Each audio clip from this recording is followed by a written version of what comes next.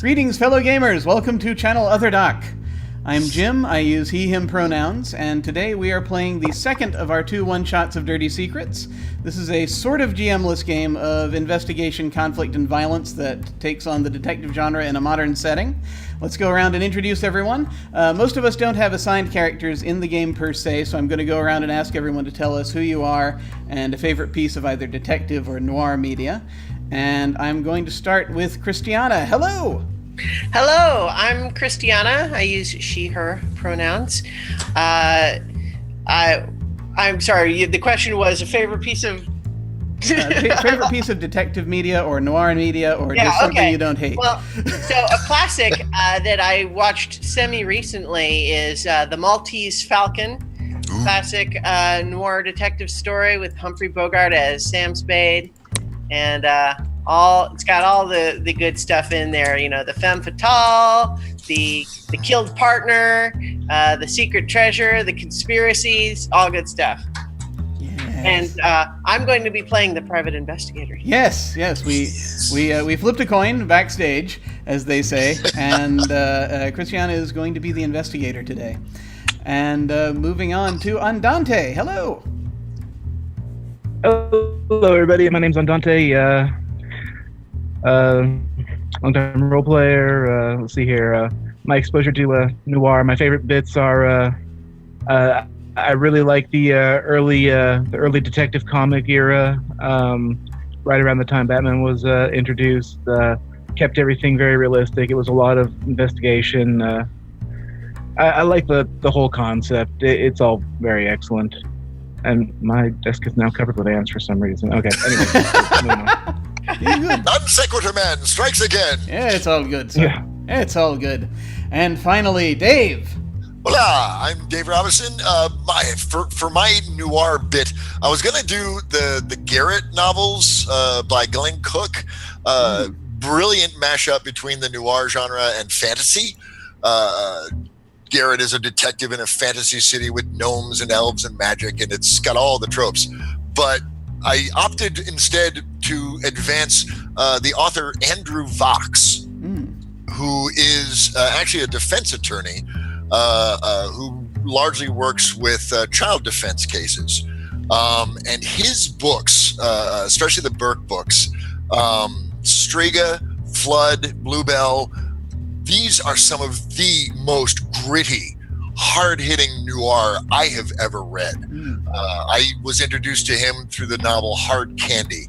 And if you like your noir unrelenting, with nary a redeemable character in the lot, and yet some sense of not necessarily good guys or bad guys, but people that are doing good things, and people that aren't, I highly recommend Andrew Vox, Vachss. Awesome. Superb. I'm writing that down this very moment. Awesome. And I believe last week I said the Big Sleep, the film adaptation with Humphrey Bogart, for my favorite, and that's, I think, still the case, but I'm going to name something different this week. I think this week I'm just going to go full geek and say Batman. I think we're just going to... Anytime they actually have Batman... Wave it proudly. Yeah. Anytime they actually have Batman doing detective work, it's really cool.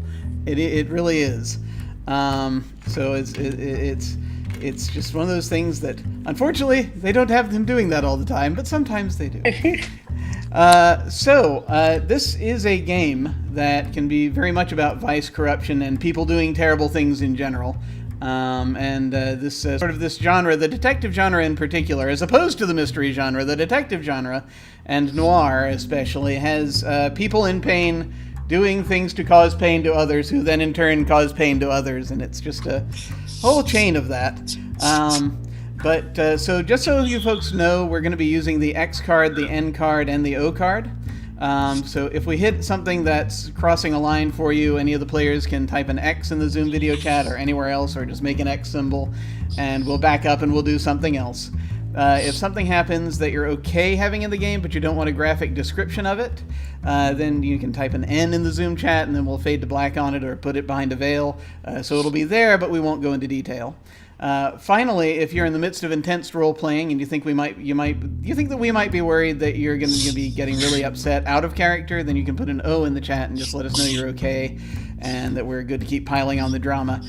Something else we can do is we can put an O with a question mark after it, so that when we say or we do something and then think maybe that might be too much, then everyone else can respond to that and just let us know we're still doing okay.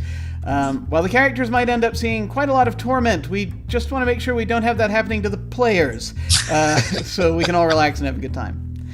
And so now I think we're going to get into this and start tackling the beast that is Dirty Secrets. Yes. So, due to time constraints, we're not going to be getting into as full an explanation of this game as we might like. There are setup elements that we are not going to be delving into as much, and we're going to be using the short story crime grid. But for folks who are curious, I heartily recommend checking out the full rules, which are available from DriveThruRPG or directly from Dark Omen Games, so please check those out if you're so inclined. So, Dirty Secrets. First off, we need to actually come up with characters. At the start of the game, we each come up with there should be generated at least number of characters as number of players, and then we can have in the game up to 6 featured characters. That doesn't mean we can't have extras and such going on, but and they can even have names. But the featured characters are the ones that are going to be important for our purposes, and so. Let us come up with that. So first off, let's see. Who wants to start? Who has a concept for a character? Hey. I do. Hello. Yes. Right now, I'm just going to put it under other characters on our Roll20 thingy here.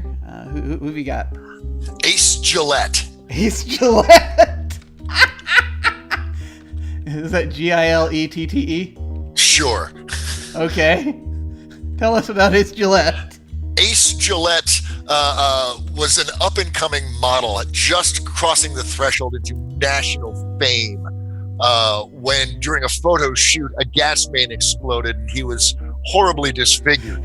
The reconstructive surgery was superb, but not superb enough. His career as a model was wrecked. But now he uses his connections in there to get people in the fashion industry, the film industry, the arts community in general. He's the connector. He knows everyone. He can get you what you need. He's the facilitator. Wow.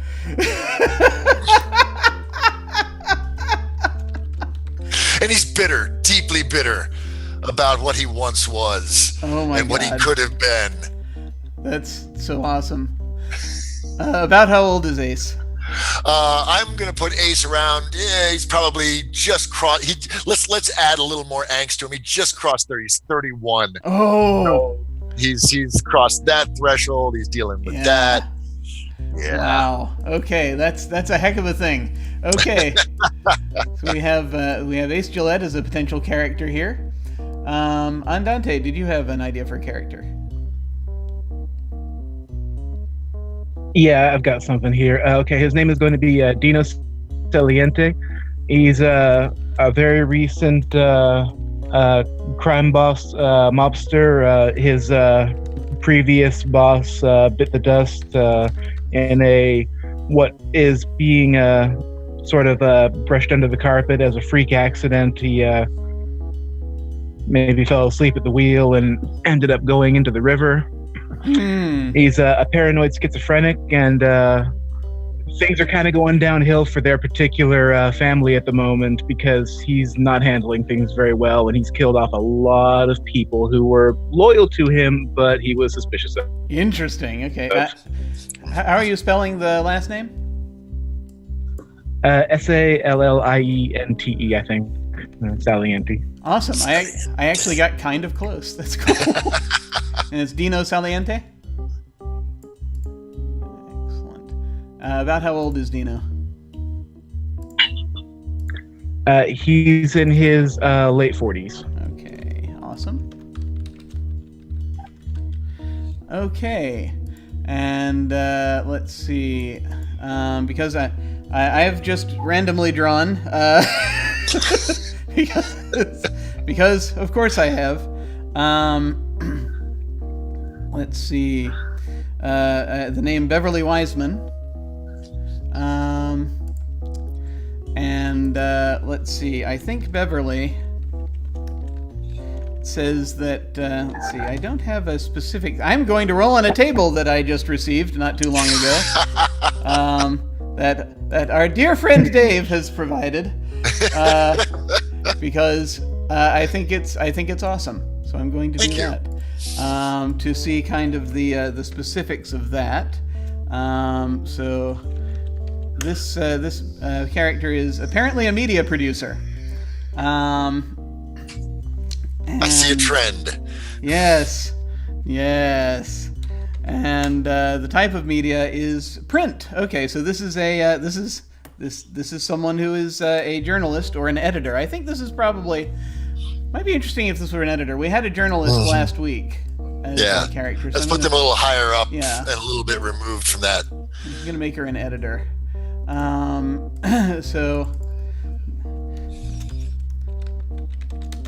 So this is we determined this is a fictional city. This is New Althea. So I think that I'm trying to think. Do we want this to be a like a news magazine, or is this more of a cover something specific? I think. What if it's a dying newspaper? Like once glory. There you go. Yes. Once it was the name in print journalism, but its subscription numbers have been falling. It's not getting as much ad revenue now. The competition of the internet. They've had to let a lot of their news staff go. And their integrity is also slipping as well. They've started to move into more sensationalized news, and there's the old school. The editor laments that choice. Awesome. We decided that this city has a river snaking through it, so I'm going to call this the Riverside Journal. Nice. And it's not doing so well. It used to be something there was maybe an attempt recently. Beverly was trying to turn it into a prestige product, more thing, and that fell through. And so it was because they were doing it as more of they were doing higher stock print, and that just completely fell through. And so now it's just like, okay, they seem to be starting to go tabloid, and she used her money to fund that effort. Yeah. And so now she's in financial dire straits personally. She's trying to hold on, just barely trying to get this thing going, or to try to get this thing to stay afloat, even though it's dragging. It's slowly dragging into a National Enquirer territory, which is something she does not want. Okay, so I wanted to give Christiana as much time as possible to flesh out the detective character. Well, I was going to ask if I should come up with other characters also, or you only have to focus on the investigator. You will have enough to do, believe me. Okay. So who's the investigator? It is Catherine, aka Kat Danico. And she is 43. She is an ex-veteran, I say ex-veteran. She's a veteran, but she was dishonorably discharged. Ooh. She actually used to work in the MPs, but there was some business where she decided that there were some orders she didn't want to follow, and she got scapegoated as a result and drummed out of the military. She's pretty bitter about that, but it has left her jaded about humanity in general, and so she has sought out a profession where that sort of attitude is rewarded, aka private detective. Excellent. If you want to see the seedy side of humanity, there you go. Is that with a C or a K? Catherine's with a C. Okay, and is it Danico? What was it? DE capital NICO. Got it. Yeah. All right, excellent. So we've got our starting characters laid out, and we'll be setting stuff up for them in a moment. First, what I think I will do is I'm going to go over the roles that we have here, just so that we're clear, and then also the sort of how the different sequences work in the game, and then we'll actually sort of launch into play itself. As I stated earlier, Christiana is the investigator, and so the investigator is going, same character every scene, basically. It's just this is sort of an inversion of the standard kind of RPG where you have a GM and several players. This is one person playing a single character, and the rest of us are going to be throwing stuff at her for the duration of this game. We, in turn, are going to be taking turns as the authority. Which, if you're watching this, I'm representing that right now with a little gavel symbol in the window. I'm going to go ahead and be the first authority on it just by way of demonstration, if that's all right with folks. And that'll be getting passed around from chapter to chapter of this. Let's see. The investigator also, though, by the way, is the one who has to keep the notes about things that are going on. You gotta write all this stuff down. Yes, I will admit I am writing down a few things, but so the investigator's writing the notes down. Yeah, the investigator must write. I was paying attention. Hallmark of a good investigator, paying attention. Well done. Indeed. All right. That's essentially how we're going to look at this as far as that goes. So let's see. We're just having a couple of flutters here, so there's nothing to worry about. But as this is going on, let me go ahead and make sure I've got this queued up and we're all set here. All right. Okay. So as this is going on, let me see here. Just going over the basics for the different types of scenes we're going to have here. Let me go ahead and do a quick little fix here, just so that I've got this in place. We lost Andante? Yeah, briefly. He's okay. Working on his internet connection, so he'll be back in just a sec. I just want to make sure. Those gerbils. I know, right? Master gerbils. It's the ants. The ants, yes, it was sabotage. There we go. It was a subtle sabotage. Things happen sometimes. Ants sabotaging internet ? That is how it goes. That is usually how it happens. It's usually ants. That's right. I'm just fixing this real quick as this goes. As I'm just wanting to make sure I've got this set up. Okay. So what we have here under the there are a few different types of scenes that we're going to get into in this game as a possibility. The most prominent is the investigation scene.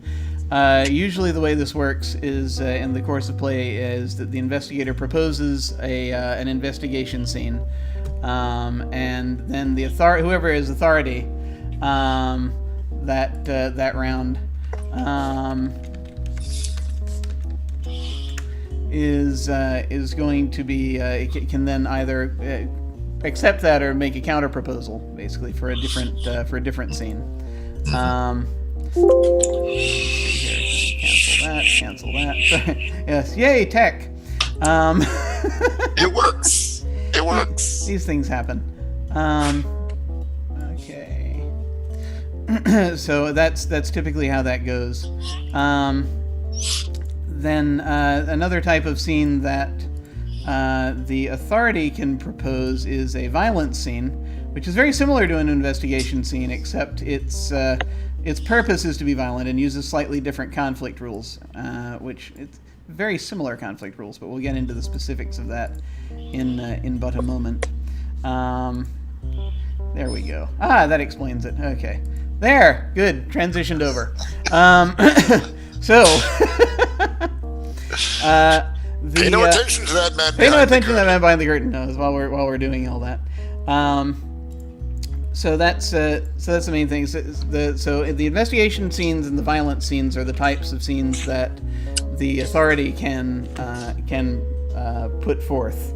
The investigator can propose an investigation scene, or a revelation scene. That's something that if you get stuck and you want to just create a relationship between two of the characters, and then play through the investigator finding out what that is, that's the scene that you go with. And there are mechanics for essentially randomly creating a connection between two of the characters that have not previously had that connection. So that's a neat little fun thing that we can draw on if we get stuck for something, or if we just want to, as far as an idea. But that's something, again, that Christiana can propose as a scene. Then also Christiana can propose a reflection scene. That's usually if she is low on dice and she wants to get wants everyone's dice to get refreshed. Because that's really the only way that the investigator can refresh their dice, is to propose a reflection scene. And that's usually like the sort of in between driving in the rain type stuff, going and hitting the bottle, hanging out at a bar, the investigator trying to decompress and thinking about the things that have happened. And that's also when the psychological impact becomes clear of the things that have been happening, during reflection that is scene. Totally a noir trope. Exactly. The case is at a dead end, you don't know what to do, or something just terrible just happened, you just go, and then you're sitting there, and then, wait, I know. Or at the very least, just sort of like, wait, okay. So that's those are all the different types of scenes that we're going to have available. Let me just check briefly and make sure we are okay here. Yeah. No, he's restarting. Dante's restarting his computer, so it's a moment before he gets in. Luckily, the way this game is structured, we don't have to wait. But quite all right. So now what we need to do, as we're getting into this, this setup for this game. Let's see. Flipping through, we've chosen the investigator. Okay, that step is taken care of. We must generate a crime. So we need to generate the first crime for the story. Christiana is the one who will get to roll dice on this. So in Roll20, roll a d6 for me. Tell us which type of crime is the first one we're generating. It's a 4. Okay, that is theft. So that means the initial crime that you're going to be investigating is theft. Now, what that also means is that since this is a short game, it's only going to have 2 official crimes in it. We can have many unlawful acts happen, but the actual investigated crimes here are theft, and the other one's going to be a murder, because there always has to be at least one murder. Of course. But the murder is undefined as of yet. That's just something that we can bring up at some point whenever we like. And we can declare a crime. We can declare that Cat has stumbled over a body, or something else is happening. So that's always a cool thing we can do, should we so desire. The authority can declare a bunch of stuff. I mean, really, anyone can declare stuff really going on, but that includes declaring crimes, declaring characters. Anytime we can just sort of pull up characters as we need them and make them featured characters if we want. We have 2 more slots for those we can fill.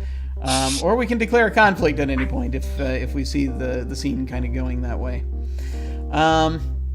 It's all basically a very sort of collective storytelling, consensual thing. The authority is really more just the one who has sort of final say in any given scene.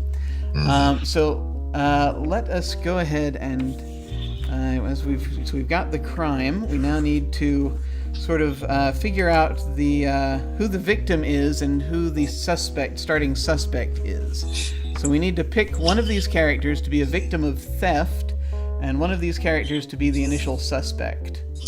I suggest Beverly Weissman had her house burgled and her private laptop was stolen. I like this. We can easily do that. Yeah. Okay. And am I supposed to be contributing in this part too? I just want to make sure. May. Okay. You easily may. Okay. Well, so what if she initially suspects Dino because she was writing an article about him? An expose. Works out well. Hard-hitting crime expose. Yeah, and she thinks that he might be trying to find out who her informant is. Excellent. That works for me. I did not specify, I noticed. Beverly, I think, given the amount of time that's been involved, I think she probably is like about I'm going to say she's about 50. Yeah. All right. Okay. So we've got our initial setup here, and then we need to generate the connection that the investigator has to this setup. So once again, Christiana, I need you to roll a d6 for me. All right. That's 6. 6. Okay, it's a connection to the victim, so this could just easily be a thing where, so it could be a couple different ways. Could be a standard, just sort of, I am hiring you to check this out thing, or it could be something else. What are we feeling on this one? I think Kat needs to be in debt to Beverly for something, and Beverly's calling in a marker. Interesting. I wonder if maybe it could be something related to the dishonorable discharge that there was. What would it have been now? Because my thinking is that for Kat, part of her bitterness is that the people who wanted to do illegal things basically just got away with everything and totally successfully scapegoated her. Maybe Beverly was investigating the scandal and was the only one who believed Kat's version of the. I like it, and she actually published maybe an editorial relating to the crime that got Kat discharged, which salvaged in some small way her reputation coming out into the world, which gave her a leg up in her detective business. I like this. Yeah, so I was thinking, so maybe as a slight tweak to that, it's not so much that her reputation was salvaged to anyone who matters. Yeah. But at the same time, even just that one person who believed her and kind of empathized and saying, boy, this sucks what happened to you. Yeah. And I wish I could do more, but I can't. But even just that is the little bit of a crack in the door for Kat to say maybe people aren't all terrible. Which means, in true noir fashion, that ultimately Beverly needs to be the mastermind behind whatever bad thing is going on, so we can crush Kat's spirit completely. Well, that could happen because that's actually, as demonstrated by our next little step here. Because I will now need there to be a roll of 2 d6s to position the witness on the crime grid.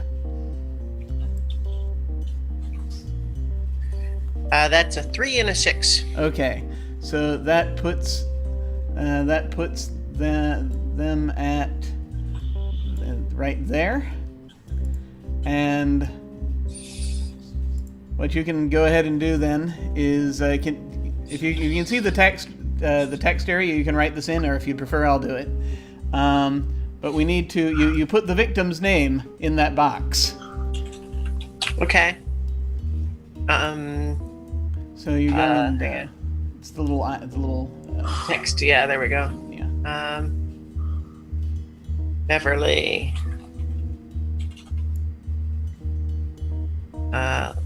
Like that? Yeah, that's just fine. There we go. Okay.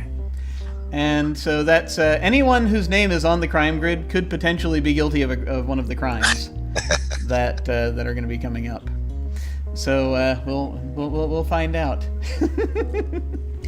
So as we are setting this up, I think that's everything in the setup. As far as this goes, we're gonna have an opening scene in a moment, and then we'll actually go to the full sort of chapters. Chapter thing here. As I'm flipping through this thing, I have a physical copy of the book in front of me for anyone who might be wondering. Nice. Product placement. Placement. This whole thing is product placement. Yeah, exactly. And so just sort of working that stuff out. Again, there are a couple of tweaks that I've made just for time purposes that will become apparent as we keep going. So there. But for the most part, I'm trying to keep to what we have here, rules as written. Once you've fleshed out the situation, you're ready to start playing the game, and I'll go ahead and start out as the authority for the opening scene, and then also for the first scene, just because that's when we're actually going to be proposing stuff, and then we can pass back and forth, basically. Let's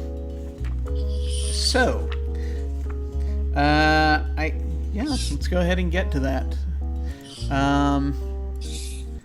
So I think what we're going to have, just for the opening scene, there's not really any conflict in it, but it's sort of defined in that way. I believe we have someone coming back. Huzzah! Yay! Excellent. All right, much better. You just fix the overlay real quick, and Yep. then we will be there. Welcome back. You're just in time for us to dive into this thing. We have decided that the crime that we're investigating initially is theft, and the victim was Beverly Weissman, and right now the suspect is Dino Saliente. But that doesn't necessarily mean that he did it. It just means that that's someone currently under suspicion. Eventually, anyone who's not a victim or the investigator will be a suspect. Also, incidentally, throughout this whole thing, the investigator cannot die. They can, however, be knocked unconscious and thrown in a trunk. So such things can happen. But we'll see how that goes. So we're going to be moving to the opening scene here. So I think... so where does... I think for this will be... this is Beverly contacting Kat to essentially hire her to find out what's going on here to help deal with this theft. What did we say that was what did we say it was that was stolen again? Just so that I laptop. That's right. Okay. So. And I think we said stolen from her home as opposed to the office. Yeah. But which is a whole different type of crime. It's more personal for sure. Mm-hmm. So, how would this go? Would they meet somewhere, or is this something that would be done just over a phone call, or what do you think? I think it might have been a phone call to say, "Hey, can you come meet me? I need to talk to you." Yeah. But the classic noir trope of I don't want to say too much over the phone. Yeah. Okay. So maybe you're meeting in a location they both know. Is there a bar or something of that nature that perhaps they have both frequented from time to time? Oh yeah. Kat is a discharged, bitter veteran private eye. Yes, there's a bar. Of course, there's a bar. There's always a bar.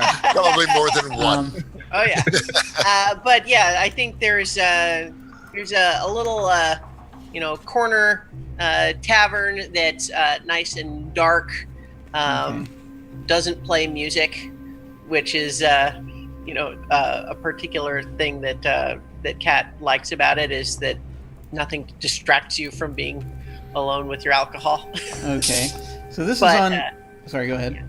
Just nice and sort of. It's not the sort of place where brawls are likely to break out and make you have to do something. It's just people go there to be sad and drink and occasionally have surreptitious conversations in a corner booth. We had decided in the city, by the way, that the west side of the river is kind of the lower scale and the east side is the upper scale. Which side of the river is this tavern on? Oh, the lower scale. Of course. Yeah. All right. It's a West Side Story. So,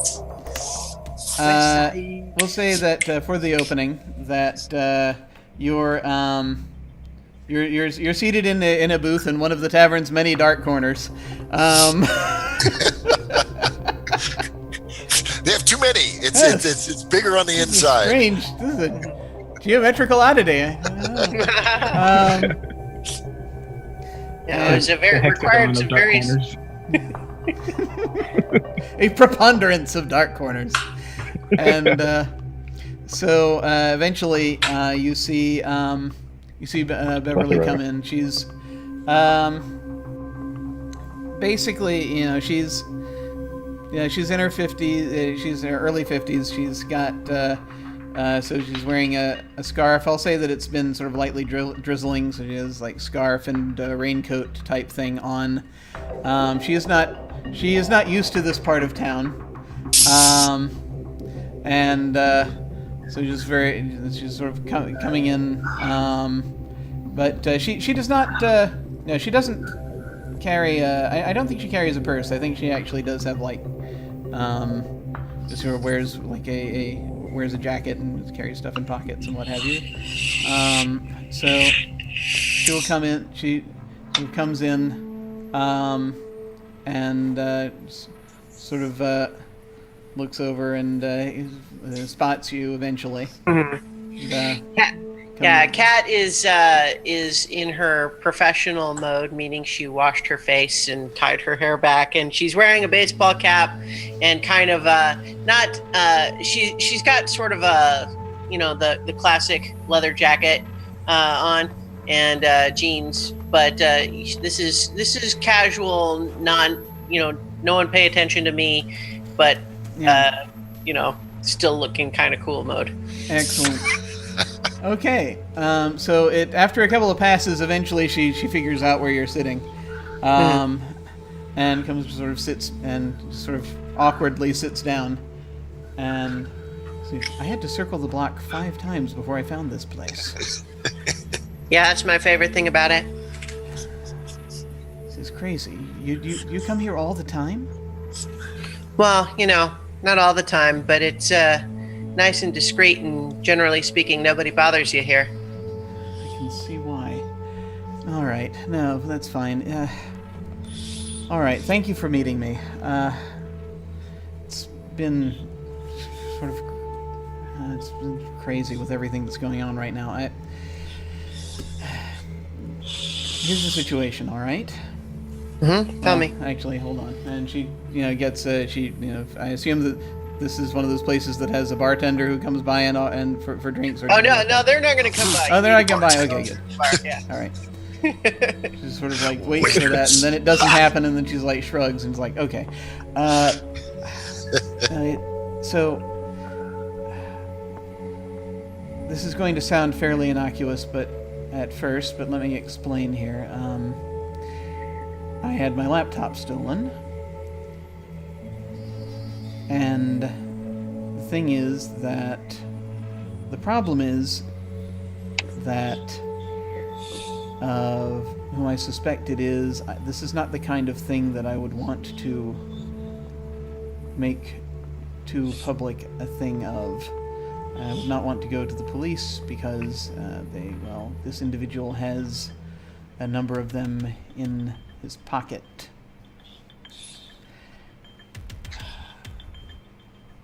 I don't know if you saw the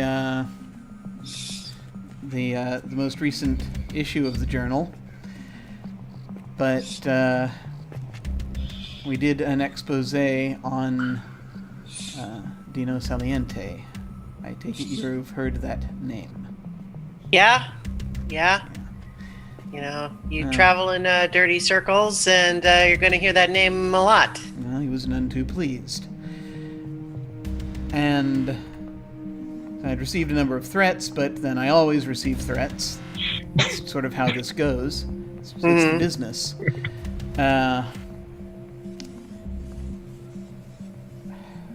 However, this is the first time I've seen anyone act on it. He and I have tangled a little bit in the past, but nothing. There were lines. There were always lines. Well, his organization, I should say, more specifically. Ever since he's been in charge, things apparently, have. There's been a bit before of we get too far down that road, tell me about what happened. Where was it stolen? It was stolen from my home. Not at work. No. That in and of itself, I think, is sending a message. Also, well, the brick that came in through the kitchen door also probably was something of a message as well. That was what I found when I arrived home. It was apparently how they got in. That's pretty unsophisticated. Yes, and so it easily could just have been. Well, the thing is, there are things in my home that one would think they would have taken before even getting to the laptop. I mean, sure, if the laptop had not been the only thing that had gone missing, I would not be quite so suspicious. But So that was it. I mean, what with your paper, I could imagine there being a lot of people who might want to know what you know, secret sources and all that. So what makes you think it was Dino? Well, let's just say, you know how I said that there have been a certain number of tangled conversations, that would be one of them. That happened quite recently beforehand. As I spoke with one or two of his kept creatures that came around to make the point rather clear that there would be repercussions. And I assume this is what they were talking about. See, what I'm a little curious about is, generally speaking, if you're going to actually do something to someone, you don't warn them ahead of time unless something else has happened. So they were warning you to back off of something, or? No, they didn't. Well, my presumption was that they didn't. They didn't like the story, and they didn't want me to continue in that vein. It was a multi-part series we were doing. That was the first part. There were 2 more parts. The other 2 parts, chiefly all the contacts, a good deal of the evidence is on that laptop. Uh-huh. I talked with quite a number of people, and I'd had reporters out talking with quite a number of people, and it took a long time to build trust to get them to go on the record for this. Right. So you have someone inside Dino's organization giving you information?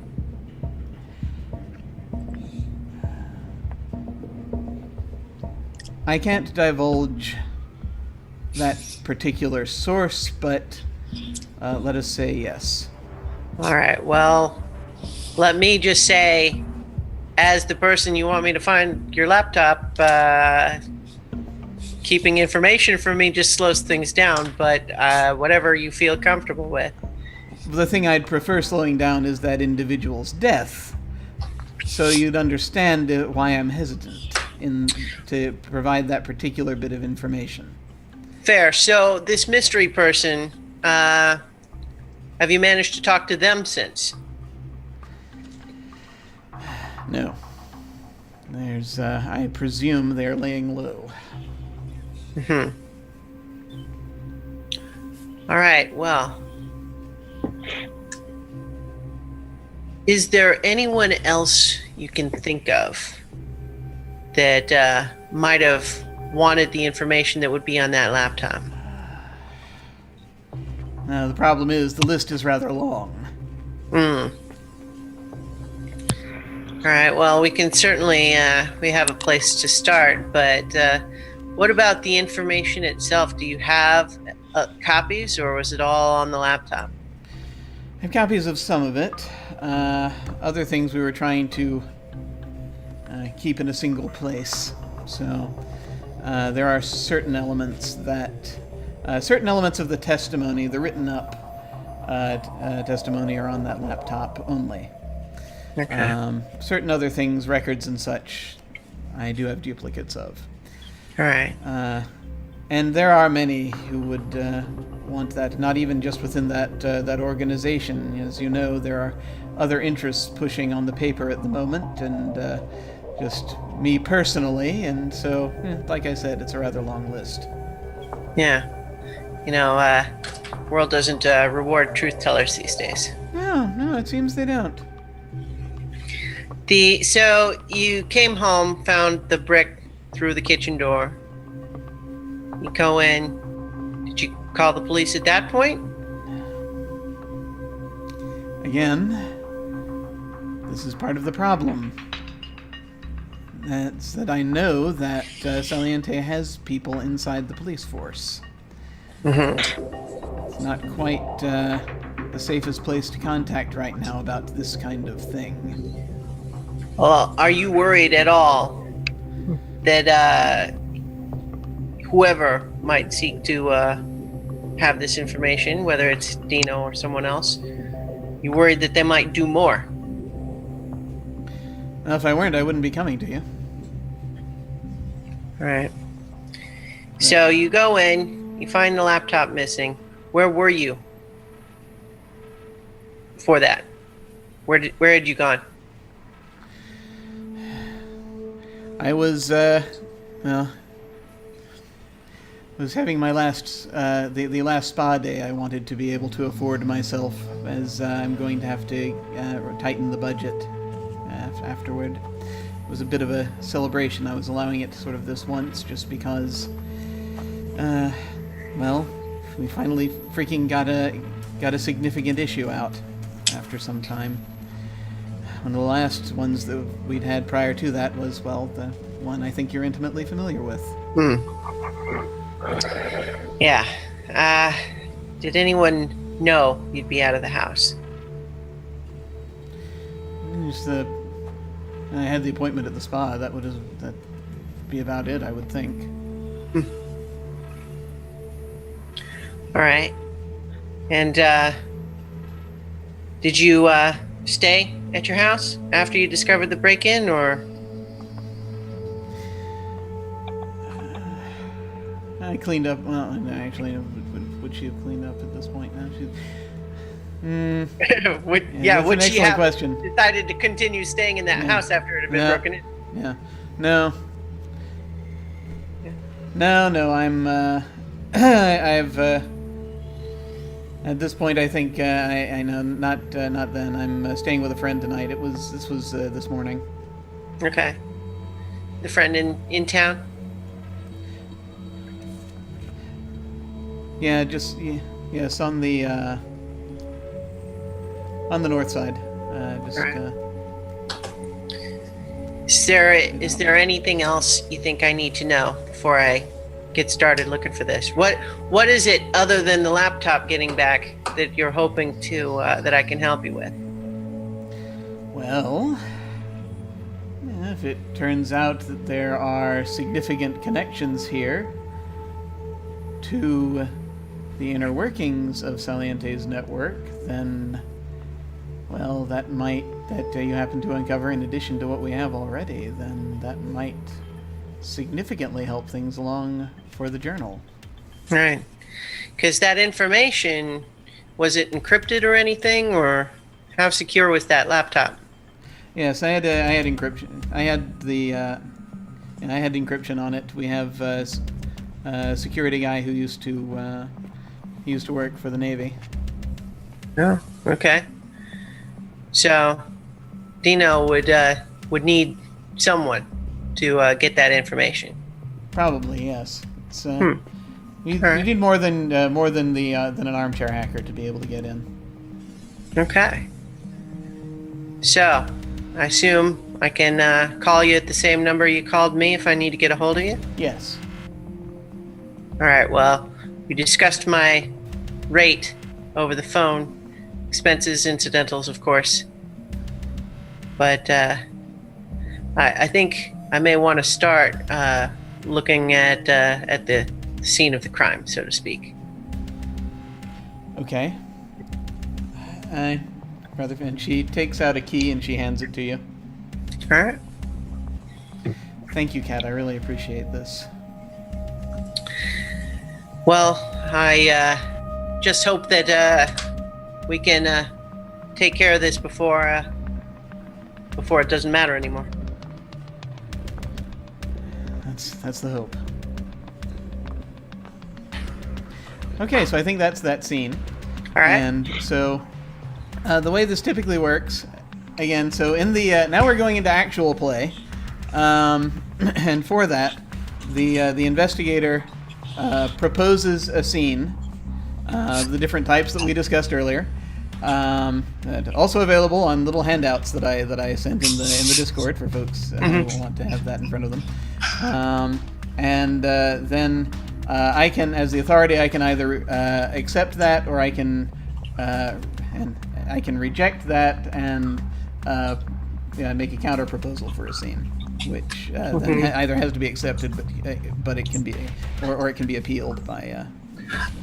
The one other thing I just thought of that the cat probably would have asked or followed up on is if Beverly was willing to divulge the names or more details about the people who had come to warn her in advance that she should back off. Oh yeah, she'll give you the. She doesn't have their names, but she has their descriptions. She can give you that. Okay. Two large rectangular-looking gentlemen. Oddly silhouetted, even though it was a sunny day. Yeah, strange how that works. Yeah. Okay. All right. So I think, as I kind of finished that last one with, I feel like going back to the now, the scene of the crime where presumably, at least in theory, if Beverly found the laptop missing and then kind of cleared out and hasn't been back, but also the police weren't called. So checking out the scene of the crime is what I was thinking. But I don't know who else would be there, so I'm not sure how that scene works. So it'd probably be a thing where you're going to her house and looking around? Yeah. So, yeah, again, she has not called the police, so there's probably not going to be anyone else there. Yeah, absolutely. Anyone can throw things in. I'm sorry? Can I take that scene? You can feel free to throw things in. The gavel gets past each chapter, so okay. after this chapter. But feel free to throw things in, because that's anyone can do anything basically. Somebody's watching the house. As she rolls up to investigate, there's somebody in a car, half a block up, just sitting there. Is this something that she notices? I would expect, yeah. Okay, so yeah, you've done this enough that you see as you're driving past, there's somebody staking out the house. Yeah, well, especially since I thought it was very likely that might be the case. So what is it? It's just kind of a generic rental sedan or something? Yeah. It's a Honda Civic, not rented, doesn't have rental plates. But definitely probably an older model, like 2004, 2005. Seen some miles. It's definitely a woman of some kind, slouched down low. You can see they're angled, so they got a perfect view of Beverly's house. You're coming up from the front door? Yeah. All right. So what is the house like? Not quite palatial. But this is, one of those urban mansions that multi-story, some marble, some lovely landscaping, some topiary, a circle drive. Wow. Definitely. But also, you notice with your trained detective's eye that like the stone hasn't been power washed in a few years. The topiary seems to be a bit ragged. And Turf Masters is taking care of the lawn instead of Julio. See, even just the size of the house, though, seeing the size of it, but also the current state, there's a little bit of a, wheels turning in the sense of, a newspaper editor for a dying paper doesn't make tons of money. So this is maybe family money. It probably is, given the age of the house that you're looking at. This is probably like ancestral home type stuff. Okay.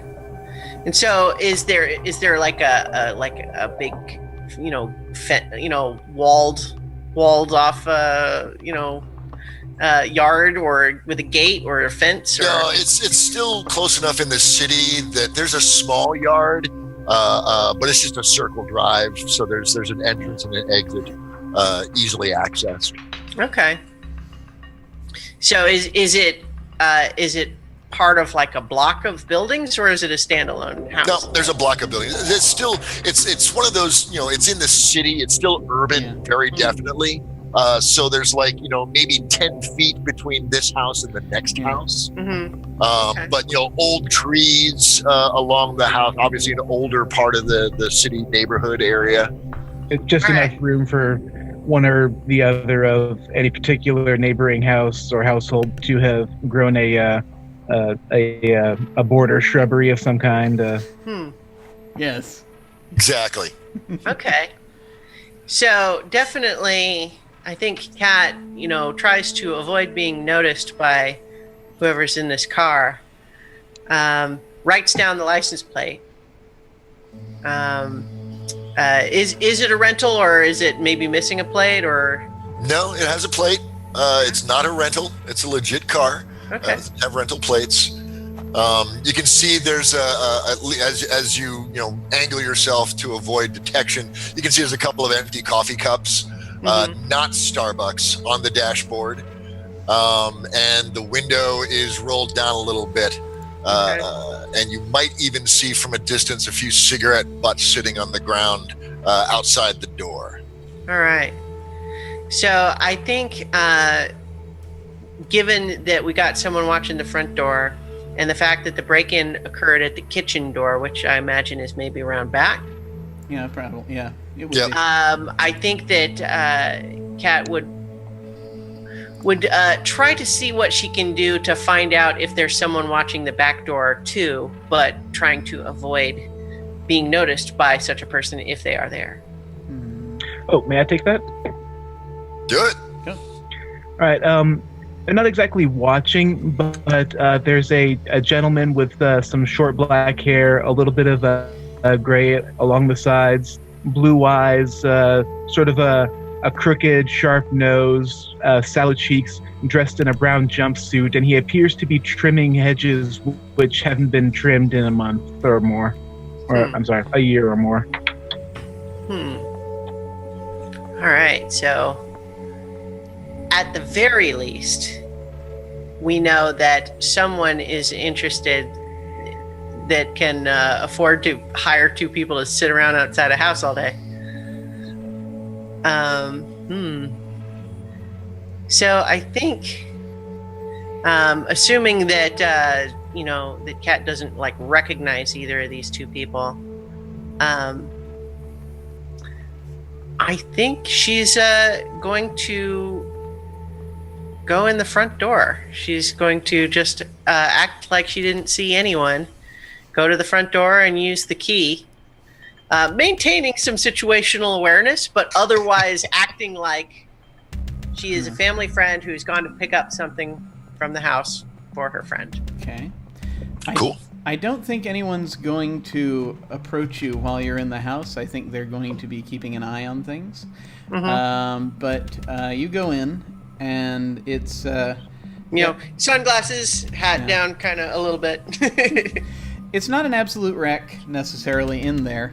So I think we said, 2 stories, so you've got a sort of a foyer and a staircase leading up to the 2nd floor. And then you have the ground floor leads back into the area where the kitchen would be. Okay, so is the place tossed, or is it looks like someone very surgically came in and grabbed a laptop off a desk and... So you head back into the kitchen. You see where you see the brick still there, and they came in through, shattered the glass that's in the back door, the back kitchen door, out onto a little patio that's back there, and you can see out onto that.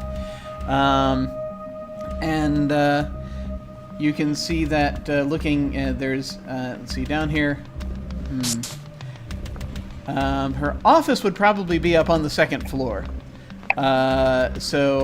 After looking around downstairs, it looks like there was not a lot got thrashed around. Heading upstairs, you go to you go to her office, which is it's basically you've got like a sort of study like room, and a number of books on bookshelves. It's a little statue of an animal, probably a cat or something similar, on display. That's the title of the sculpture, a cat or something similar.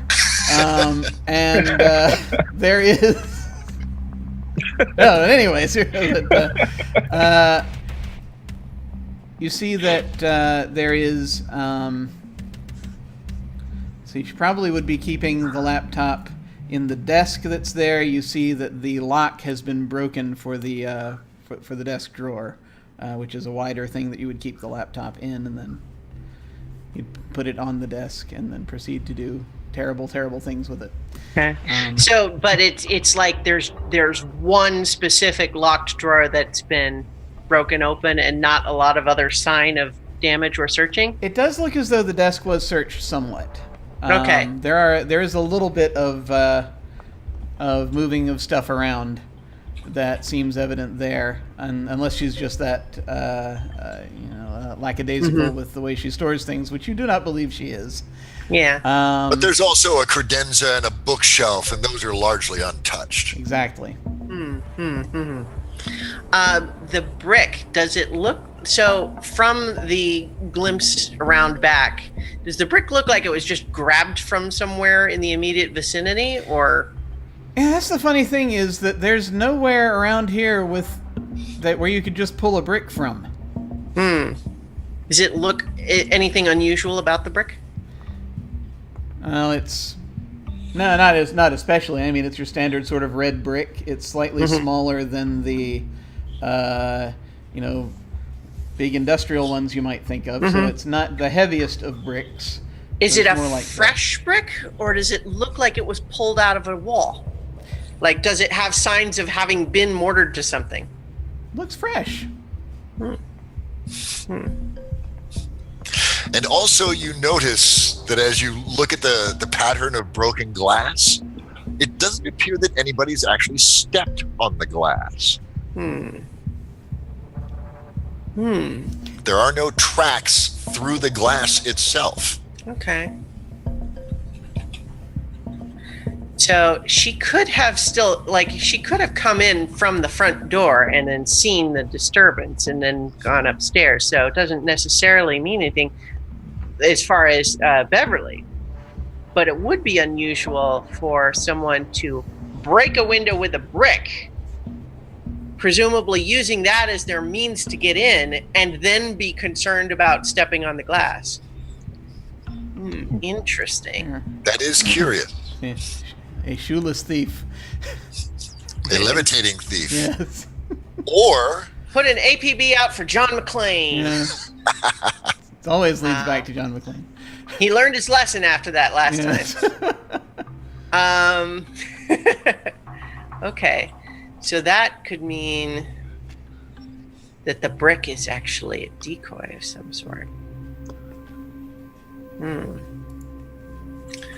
Just because why break a window with a brick if you care about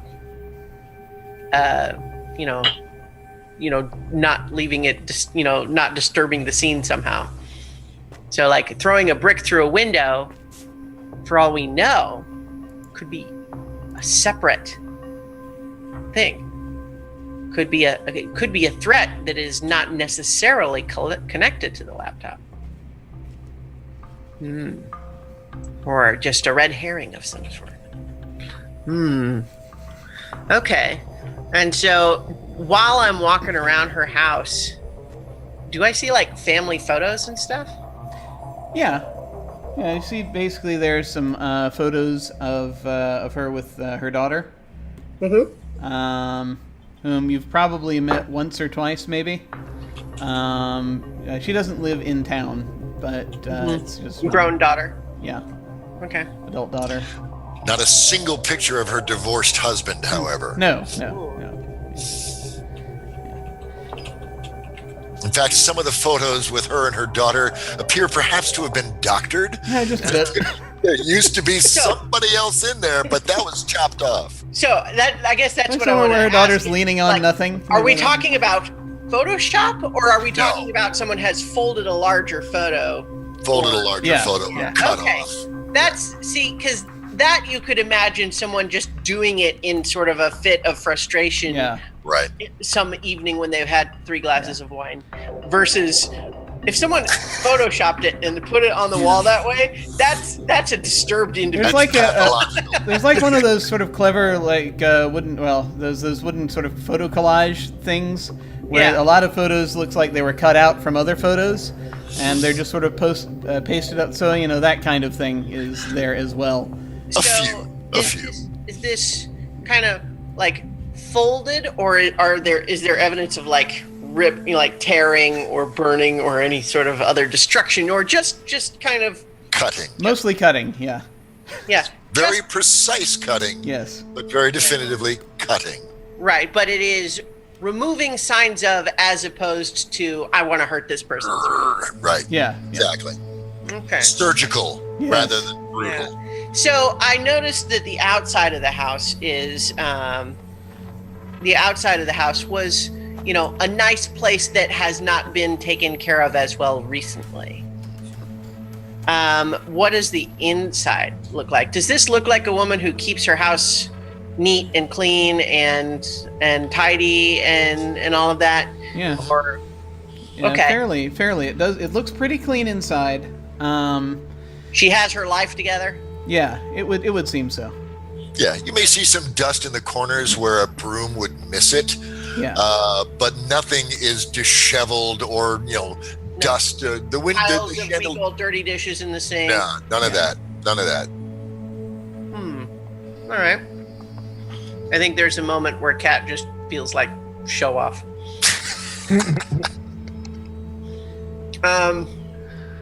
Okay, so thinking,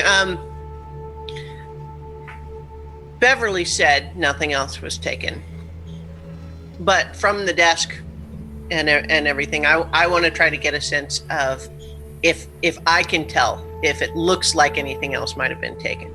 Empty drawers or gaps in a filing cabinet or something. Yeah. As you run your hand around the backs and underside of the drawers, you catch a piece of tape, a little fragment of masking tape that's stuck back there. Like something was taped to the underside of something? Could be.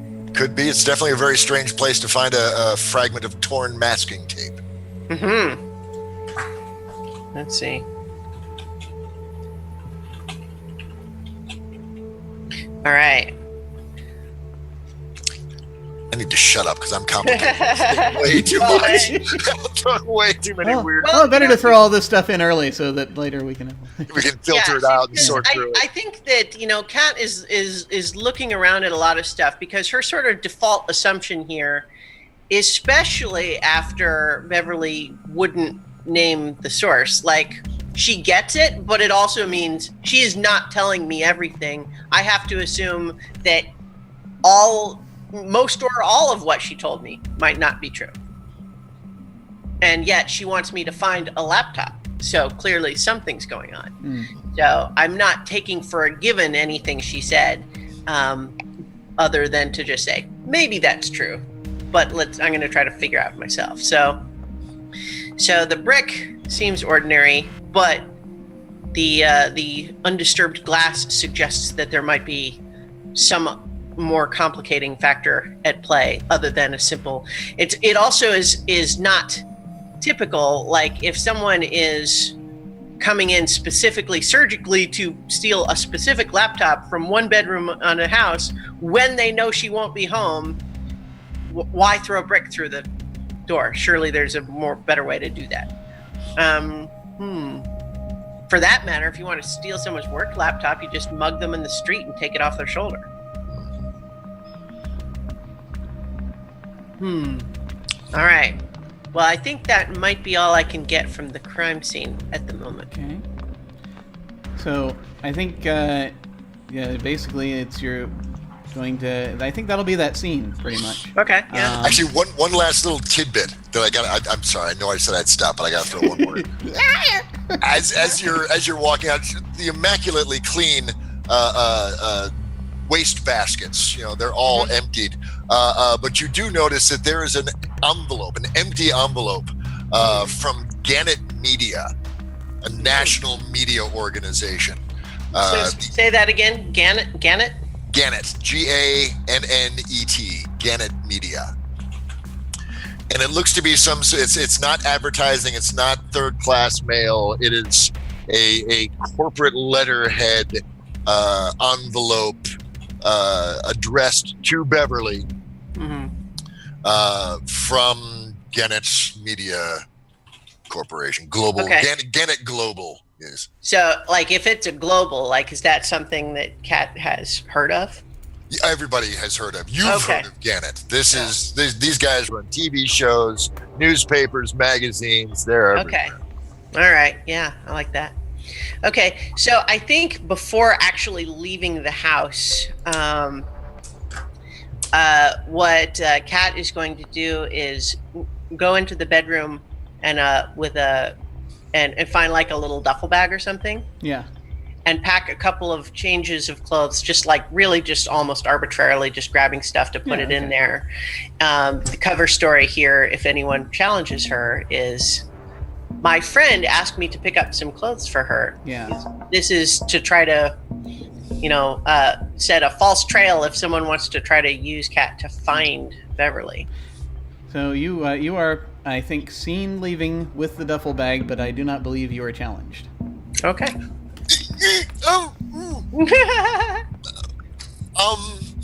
Actually, can I?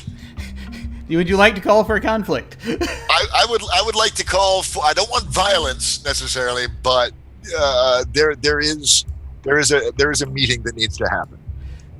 Well, we could couple of ways. We could either do that as an adjunct on the end of this scene, or we could do that as technically a separate scene. You think this would happen right outside the house? Basically, is what we're talking about.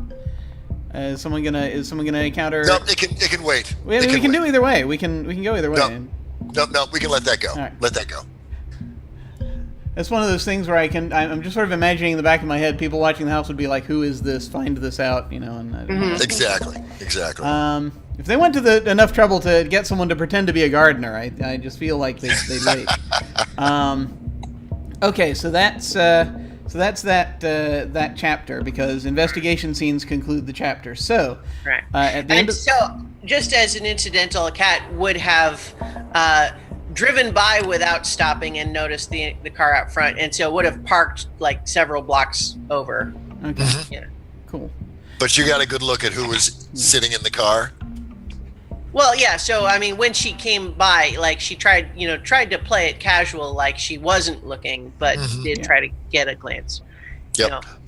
Definitely Hispanic or Latino woman, short hair, middle age, maybe 30s, chiseled features, studiously not looking at you, staring into space, off somewhere other than you. Anywhere other than that. Awesome. At the end of this chapter, basically what you do is so there were no challenges this time. So you would no conflict. So you so the investigator moves the witness one space. You can move up or down, left and right, but not diagonally. Okay. Now that's the rules as written. We're actually going to do something else in a moment, but go ahead and move the first off. Move the witness. Okay, just to an adjacent square. And move them to an adjacent square. All right. Let me grab the right tool here. Boop. Okay, and then you will write a name down in that square for one of the characters. It can be any of the characters, but it's to reflect the suspicion that has been building of what's going on. And you can write the same name multiple times if you want when we write this. I'm gonna write Dino just because the idea of two separate people watching the front and back of the house after she's gone does sound like a crime boss sort of thing. Okay. It's a fair assumption. I've got the resources for it, you know. Yeah. So it wouldn't be some random guy who is annoyed at, the coverage of his, his parking lot, or whatever. It's, yeah. Okay. So it is seeming possible that is, in fact, what's going on. Okay. And now what I'm going to ask is that in this variant, I'm actually having you move twice. So now you just move and do it again. All right. Probably just write Dino's name again to the... And well, now here's the thing. Yeah, it has to be an empty square. That's how it works. So if you can't make a legal move, then other mechanics take over. Right. Okay. So and I just... You can just write Dino's name again. I think that'd probably be most appropriate here, but yeah. It comes down to it. Maybe later in the game when there's a lot of suspicion to go around, you can mix and match. But right now, I think it'll be done one. Okay. Okay. The gavel will pass over. I'm moving it over to Andante.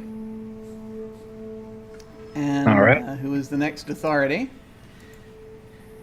And because I'm going left or right on my screen, and so it's the next chapter. So again, Christiana, you may propose a scene.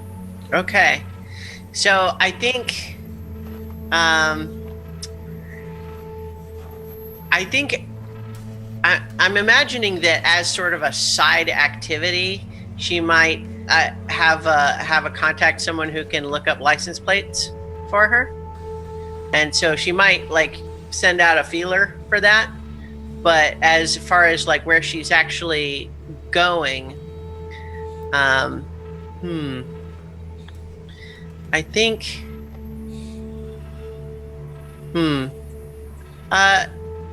would there be a place to go to try to? Oh, how about this? After leaving with the bag, she actually doubles back and starts staking out the woman in the stakeout car. And nice. Andante can either accept that or make a counter, block it with a different scene if he wants. No, that's perfectly all right with me. I'm not exactly sure what to do with this woman in the car, but while you're staking her out, I'm assuming that you have a mobile phone. You can be searching the license plate to get your contacts involved. And about an hour and a half into staking this person out, who, for all you know, is fallen asleep in the car, you get a ping that the car was reported stolen about a year and a half ago without any leads. Okay. Car reported stolen a year and a half ago. Boy, the police in this city are not on their game here. It's a big city. Come on now. A Never lot mind. of crime. Corrupt. It means that whoever this is... Oh, I love this, actually.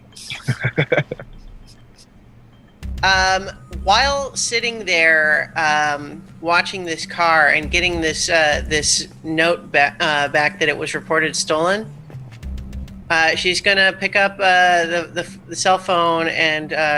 no, actually, she's going to walk to... Are payphones still even a thing? You have now that Well, she has in a this burner city, maybe phone we in don't. her pocket for this purpose.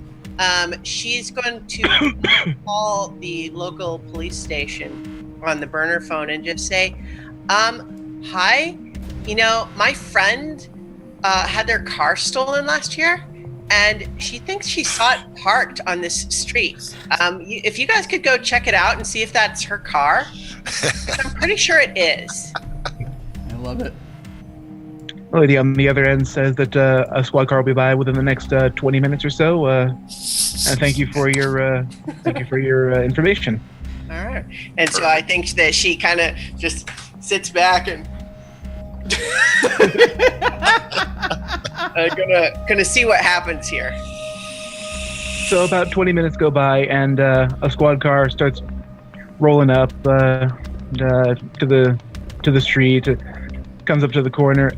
Dave, since that was your ad, would you like to tell us maybe if that person Sure. hauls off or if they stay put? Yeah, please. Yep, no problem.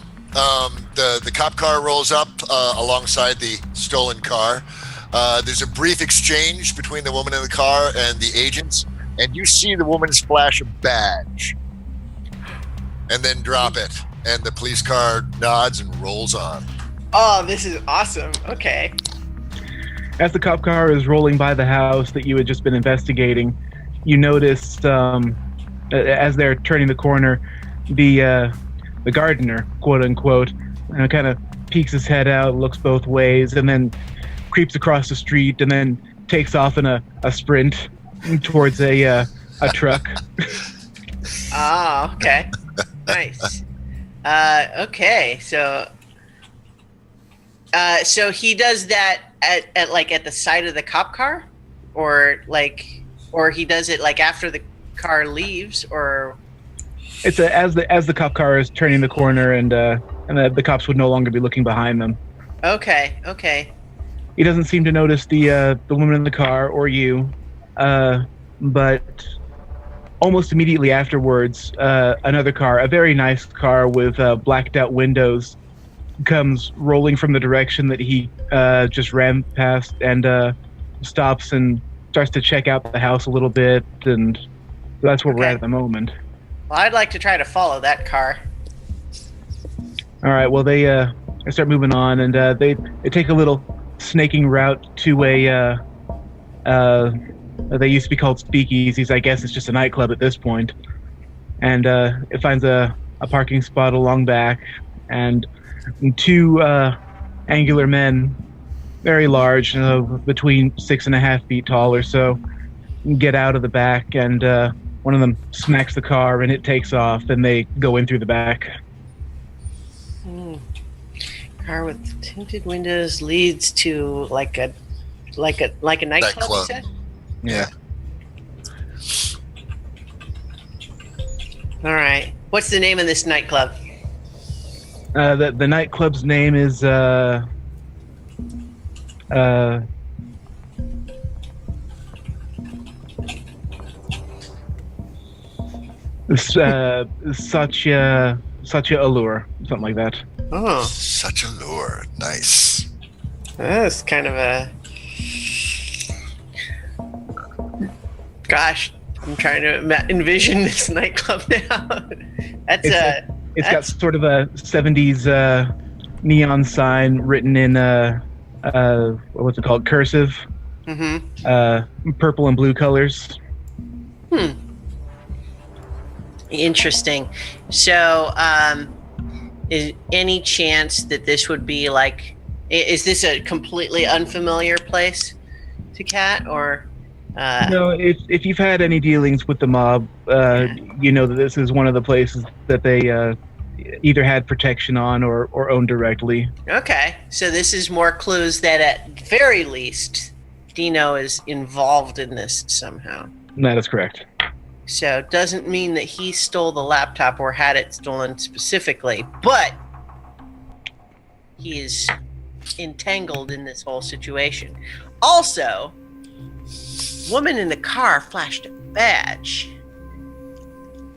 That might be FBI if this is in fact a mob investigation. So this might all be getting tied in, but we don't know because Beverly also said that there were cops on the payroll of this crime boss. Might also be FBI on the payroll. So person with a badge is not necessarily a trustworthy individual. Because nobody is in this world. That's right. I'm just curious, Dave, did you want to submit the person in the car? We don't have to name them yet, but I've got a name for her. Do you want to submit them? Well, yeah. Yes. Yeah. Do you want to submit them as a featured character? Yes. Yeah. Rika Hernandez. Okay. Well, so I don't know. Well, yeah, Kat doesn't know this name yet, but we do. Rika Hernandez? Yes. Okay. I was just getting ready to write it in my notes, but then I was like, oh, wait, no, that's... Okay. We've got them under suspects. Excellent. Okay. But I mean, yeah, for mechanical purposes, we can do that. Is that the end of that scene then? Usually when we've got a change of venue, typically. I feel like, because I think, Kat is pretty bold, but I don't think she just brazenly walks right into a mob nightclub by herself. Fair point. Okay. Yeah. So I'm sorry. And Andante, was there anything else you wanted to say about that scene before we move on? No, there's nothing suspicious going on aside from the very familiar muscle from the mob having gone in there. Excellent. Okay. So again, chapter's end. And Christiana, you can go ahead, and we're going to do this twice. Move the witness and write a name. All right. So I'm still just thinking about it, as though this is an actually, carefully plotted out mystery. The idea that if Dino is still watching the house, he wants Beverly, which means that he doesn't have what he needs. Now, that could be he just can't get into the secured laptop, or it could be that there's another layer to this. All right. So I'm moving. So just because, obviously, if you can only move into an adjacent empty square, there are ways that I could go that could be make it like a dead end. Right? Yeah. So what happens if that happens, just so that I don't know if I should be trying to make it happen or not? Well, yeah, you can feel free to. If you cannot make a legal move, then we roll a die to see where you land, and wherever you land, that person is guilty of something. Cool. Yeah, okay. Because it looks like, no matter how I do it, there's no way to fill out all of the squares without getting to a dead end. Exactly. Mm-hmm. Okay. Well, I'm gonna go ahead and move it here, and then we haven't brought Ace into it at all, so wouldn't have any reason to mention him. Yeah, Dino definitely is connected somehow. All right, and then doing that again? Yep. Okay. Wait, here's a thought. Beverly has clearly not told you everything. That's true. There's more to this than... And also keep in mind that you're doing this on the meta level, so you can also put Hernandez's name in there as well, even though Kat doesn't know their name. Okay, yeah. The woman in the car. Yeah. Right. Yeah, I like that. Oops. Okay, yeah, I like that. Well, and for that matter, the guy who ran, the gardener guy, right? Sure. That's if we make them a featured character. We haven't decided to do that yet. Okay. Well, I'll leave it at Hernandez. We can if we want. That will take our last character slot if we do that. Because we kind of have two significant people, though, from that whole thing, that are clearly not together now. Yeah. That's an interesting nuance to that. Yeah. See, because my initial assumption was it was the same party having both, entrances covered, but now it seems unrelated. Sorry. Also, the gardener could easily be guilty of something, but it just won't necessarily turn out to be one of these two crimes in particular. Right, yeah, he might, It could just be one of those guys that, starts wiping your windshield, in this case, I'm just going to trim your lawn in hopes of a tip. No, I'm kidding. But at the same time... Oh! It's Julio who got fired for turkey. That's right. That's how it goes. He's the dark mastermind. So go ahead and move the pawn one more time and Okay. write a name down. All right. Well, I will go ahead and do that. Okay. And then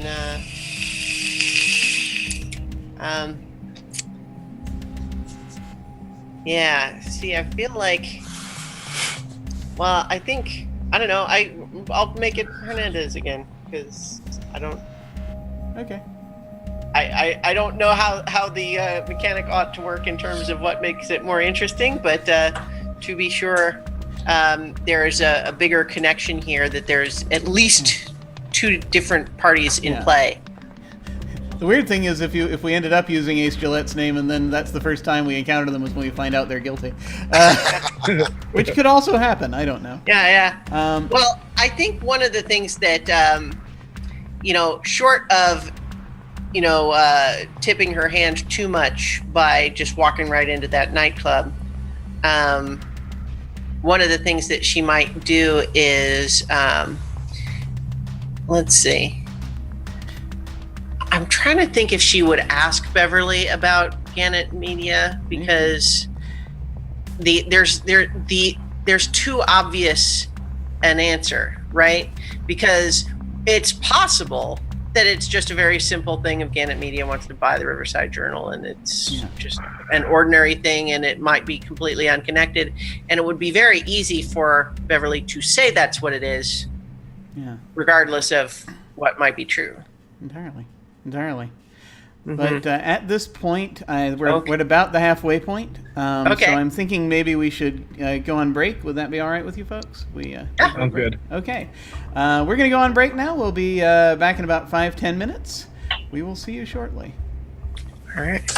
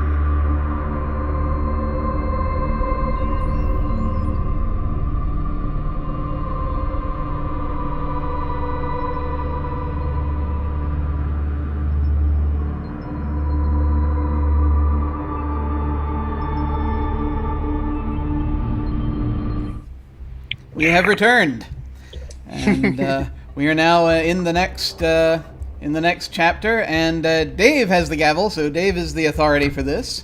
So Christiana may propose a scene, and Dave may counter if he so chooses. Well, so what I was going to start with is, as she's leaving the site of this nightclub, kind of deciding what the next step is, she's definitely trying to maintain an awareness of if anyone is following her, especially because she kind of was trying to make that happen to an extent. Yep. She doesn't seem to be. Not that she can detect. Okay. So I think that the next step she might take is going to just a simple little, not a motel, because she doesn't want there to be the outside doors, but she's going to go basically and get like a little room to take that bag to. Okay. Easily done. Yeah, a little Beverly, Motel 6. This is exactly the sort of expenses that the client pays for. Absolutely. The idea here is that I'm taking the clothes to Beverly, hoping that I'm leading someone looking for her to somewhere else. Gotcha. You pick a Motel 6 that's right off the main drag there from Beverly's house. I was specifically thinking a hotel, not a motel, because I don't want there to be outside doors. I want there to be, like you go into a building and you would have to follow me all the way to the room to know. I gotcha. Okay. Be watching from across the street. Yeah. Oh, sure. There's instead of taking a left, you take a right towards the more urban and nicer side of town. Hotel 7. Yes. Yeah. Well, I'm thinking, you're thinking like not the Ritz or anything like that, but one of those hotels that has a single entrance. Yeah, exactly. So like it's a Holiday Inn, not a Motel 6. Okay, I got you. But even a Holiday Inn would have multiple entrances, right? Yeah. Well, no. I mean, the building itself can have multiple entrances. The key was just that the individual room entrances are not viewable from outside. Gotcha. Okay, yes, cool. Holiday Inn, awesome. You do see signs very prominently placed in the lobby of the Holiday Inn. It says no solicitation. Violators engaged in, or hotel rooms are for guests only. Anyone violating this will be prosecuted. And it's been there a while. It's wrinkled, and the Scotch tape that put it up there is kind of brown and crispy. But it's been up there for a while. The front clerk is very uninterested in you and your bag, and dulcitorily hands you a key and swipes your credit card. No, I'm just thinking about it. Like, they pretty much require ID cards now, don't they? I think. Well, I guess you guys tell me. Kat would prefer to pay cash if the hotel will let her do that. Some places will allow it if you have ID, but sometimes I think they may require you to have a credit card. Give them a credit card even if you're paying cash. So it's like you're not. It's like for damage to the room potentially. So I think she'll make an attempt to pay cash, and if they say no dice, then she'll. Senora, por favor, what the fuck? Come on.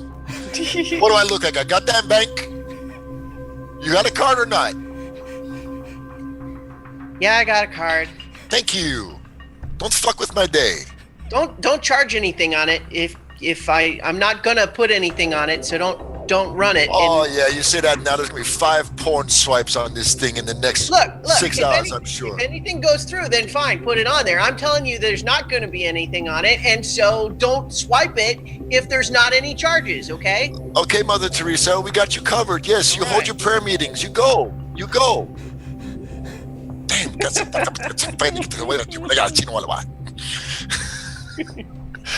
you go up to your hotel room. It's about what you'd expect. I And think as she goes up to the room, she's muttering, "Nobody trusts anyone." In hot kettle. Hey. yeah. You get in, drop off the bag, all good. It's on the second floor, so no one's going to be, unless they're a cat burglar, is going to be going in through the window. So I think what she's doing, she's not just hanging out in the room, because the whole idea here was that if someone wants to try to find her, Sure. they're going to have to go through like the the desk. Like they're going to have to say, what room did the person just check into? Right. And Right. encounter Jesus, who is going to give them a really hard time. Yeah. So, So I think what she's doing is she's not staying in the room, but she will like change her own clothes. mhm. Well, let's see. I wonder if she would. No, she would not put on Beverly's clothes. That's too weird. Yeah. So she's I think going to take off the leather jacket and the hat though, and I think and go back down to the car to. So where's the parking for this hotel? Is it like an underground garage? You think? Or Let's see. In the city, yeah, it's adjacent. It's a parking garage adjacent to the hotel that's actually utilized by about 5 other businesses and buildings in the area. Okay. But the Holiday Inn has this area cordoned off for guests. All right. So I think what I think what she'll do is she'll actually go back down to the desk and talk to the guy again and just kind of say, "Look, this isn't going to be a problem for you. Just want to say that up front. But if someone comes looking for me, there's $20 in it if you tell them that there's $20 in it if you tell them that you can't tell them where Miss Weissman is staying." Is this 20 mythical bucks or is this 20 actual dollars? It's 20 real actual dollars when you've done it, not like hypothetically before it happens. That's okay because I have $520 hypothetical bills in my pocket right now. I don't need your damn 20. I think at that point she just like hands up, just like, okay, geez. Or you can give me the 20 now as a deposit against future considerations. She takes the $20 and puts it on the counter and just says, "You're not getting a good Yelp review."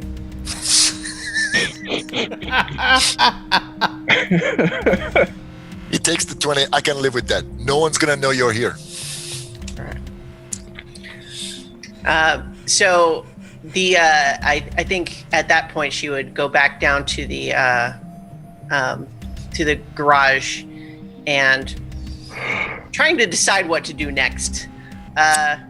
Beverly has not been honest with you. You're not even really sure she was at the spa. You should probably confirm that. That's a good point too. Yeah, because I think I do want to follow up on that because if nothing else, if she was really at the spa, someone knew she was going to be out of the house. So I want to find out who else, if she was there, who else knew that. Good idea.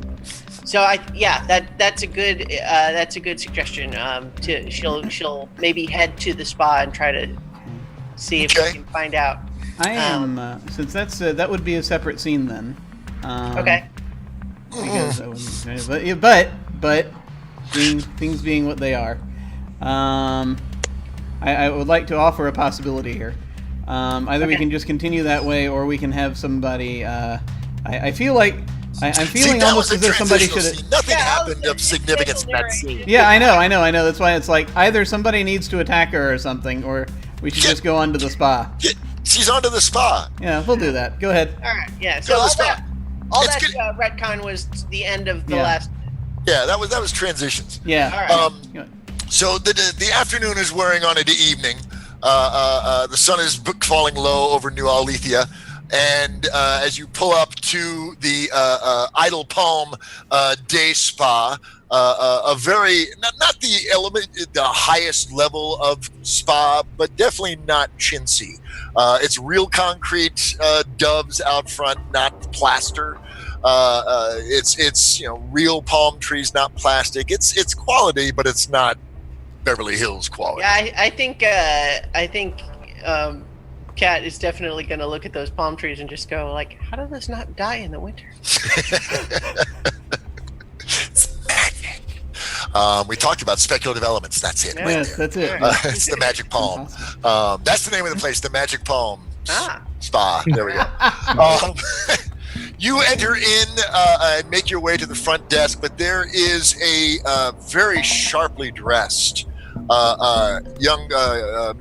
youngish man in his early 30s, immaculately coiffed and producted hair, standing squarely in front of the front desk in front of you and saying, "Bitch, Botox done made your brain stupid.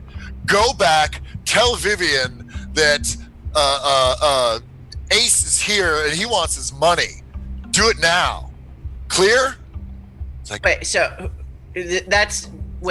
that's happening in front of you. As you walk in, that is what you see. Somebody is talking to the receptionist saying those things. Okay, so the Ace is back, wants his money. Do I assume this is Ace referring to himself in the third person here, or? Tough to infer, although he seems like somebody who would refer to himself in the third person. Okay. All right, so I think Kat is going to silently judge that this is exactly the sort of person that she assumes has spa days. But she is irritated because it is taking up the receptionist's, attention. Right. Who leaves immediately and scurries back, leaving the front desk unattended. So I think is this guy who's still there? Is he's what, arms folded, foot He back? turns around, he leans back against the thing, he's surveying the room like he owns the entire place. You see him judge 3 women sitting in the waiting room as unworthy of his time. His glance barely flicks across you as he continues his perusal of the place. Okay. He's impatient. So there's like lots of people around in this waiting room? 3 or 4. There's 2 over here. There's 1 over there. There's a display of skincare products, and there's a mother and daughter that are, contemplating the benefits of Biotin skin cleanser as opposed to the Claritin version over here. Yada yada. Go ahead. Yeah, so I think irritated at his general demeanor. Kat can't quite help herself and just gonna say, that kind of anger is gonna give you wrinkles. He stops and looks you up and down and licks his thumb and runs it across his eyebrow and says, "That's what surgeons are for, sweetheart." 2 things happen simultaneously. Okay. First of all, the receptionist emerges from the back office door carrying a envelope that seems to be holding several layers of correspondence of some kind. It's certainly fairly thick, not bulging, but fairly thick with many letters, I'm sure. And she says, Vivian says, "Here you go," with her apologies. And says, "Her apologies, fuck that, I'm out of here." Simultaneously, as he says that, you see 2 cars wheel around the corner from the front of the, wheeling around the corner, pulling onto the main street where the Magic Palm Spa exists. The windows are tinted, but you see the side windows on this side of the street, the side where the spa is, rolled down, and you see gun barrels protruding as they get closer. Bang! Okay. And they're accelerating, squealing tires. Smoke. Bitch, Okay. I'm out of here. So I think that I get to do the noir movie thing where I get to save the asshole from the guns outside. So I see the windows going down, guns, and I see him not paying attention to that, presumably. Yeah. And so I tackle him to the ground as I dive for cover myself. Okay, very good. Do you say anything as this happens? No. Okay. I kind of feel like we may want to do a conflict here, but that's I will leave that up to Dave. No, this is violence. This is totally violence. Absolutely. This is a brief thing, but I have a feeling they're gonna want to make sure that the hit's going well. Presumably the one thing about conflicts, though, to be clear, is that one of the featured characters must be responsible for the violent or the other side. So I'm presuming these might be Saliente-based forces or from someone else. We don't know who yet. But we don't have to answer that right now. Just know that at some point there's going to be implication. So I'll go ahead and moderate this. This is going to be a between Christiana and Dave. This is the way this is going to work. But I'll go ahead and move this along. We're doing liar's dice. Folks who have seen the previous one of these will note that I am no longer using the violence die. I am instead, for this purpose, to move things along, I've streamlined it a bit, though the full rules are a bit different, and I do encourage folks checking out the full rules. You will each draw 5 dice. Each draw 5 dice from the Dirty Secrets deck that I've put out there. Okay. I have done so. And I will draw 5 as well. Done. Excellent. And so Christiana is supposed to, since this was starting out as an investigation scene, this was not explicitly a violence scene, then Christiana makes the opening bid. Okay. I will say then that I think there are 3 4s. Let me move the die. And then... Okay, I'm going to say... And do you want to re-roll any dice? Sorry. Yeah. Okay. So you will go ahead and move the ones that you want to re-roll out outside of the boxes. Right. There. And there's so, one sitting up and there then in the authority box. So yeah. Is that the one that so you're I keeping? should be investigator. Yeah. Yeah. Okay. And so yeah, you then draw the number of dice that you discarded, and that's re-rolling them basically. Yeah. Okay. All right. And now, Dave, you can okay. call or counterbid. I am going. Can I counterbid a higher number dice of the same number? Yeah. Okay, so I'm going to say there are 3 6s. Absolutely. And Do you want to re-roll anything? Oh, yeah, go ahead and right-click on that die and got it. yeah. And do you want to do you want to re-roll any of your dice? Yes. Okay, so go ahead and draw out onto the table somewhere the ones that you want to re-roll, and put the one that you're keeping in the box. There you go, and then draw the ones that draw the number of dice that. Oh, you're revealing 2 of them. Okay. And then just into your hand, draw the number of dice that you discarding, which is 3. Okay. Got it. All right. And back to Christiana. The bid is 3 6s. Do you want to call or counterbid? I want to counterbid. Okay. And I'm gonna say 4 6s. Ooh. And I'll there we go. And remember, folks, ones are still wild. Aces are still wild. Yeah, and so I will show. I'm gonna wait. I'm trying to drag it on there, but it's there we go. Okay. And then I'm gonna re-roll 2 more. Okay. So you just draw 2 to replace that. And there you go. And so we're at 4 6s, Dave. Oh no, we're at 5 6s. We're at 5 6s. Excellent. You got the hang of this. And I'm going to re-roll 1. Okay. And keep 1 in my hand. Is that legit? Yep. You should have a total of 5 dice still. So I will draw just 1. There we go. All right. Yes, I have a total of 5. Good. Christiana, it's 5 6s. See, the problem is there's 5. Well, wait, hang on. So There's 4 6s showing. yeah. Although that 1 could be anything. It doesn't have to be a 6, right? Yeah.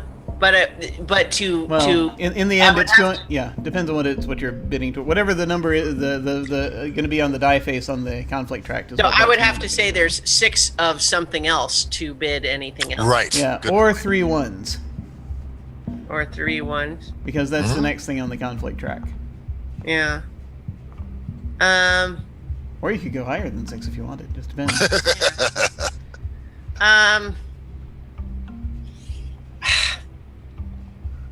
I guess I'll call just because I don't think I can bid anything that Okay. would beat that, but I think he's going to be right. Okay, so you've we'll see. you've called this bid of 5 6s. So everyone, Yeah. drag your cards into your respective boxes there and reveal them.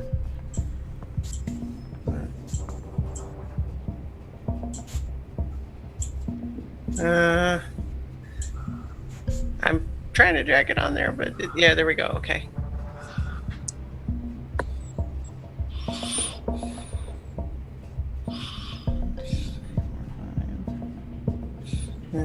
Okay, so there are a total of 5 6s. Yeah. The bid is exact. Okay, so here's the deal. Dave gets the narrative control for the end of the conflict, but because the bid is exact, that does mean that you don't have any. You're not actually going to have any violence on this case because it matches. There's not a deficiency to go one way or the other. It does mean the investigator loses all their dice. All the dice? Yeah. Okay. Oh dear. When you lose and your opponent calls it exactly, you lose all your dice. I'm sorry, I didn't mean to make you lose all your dice, Christiana. I hate you forever. I know. I'm over it. So Dave, what happens?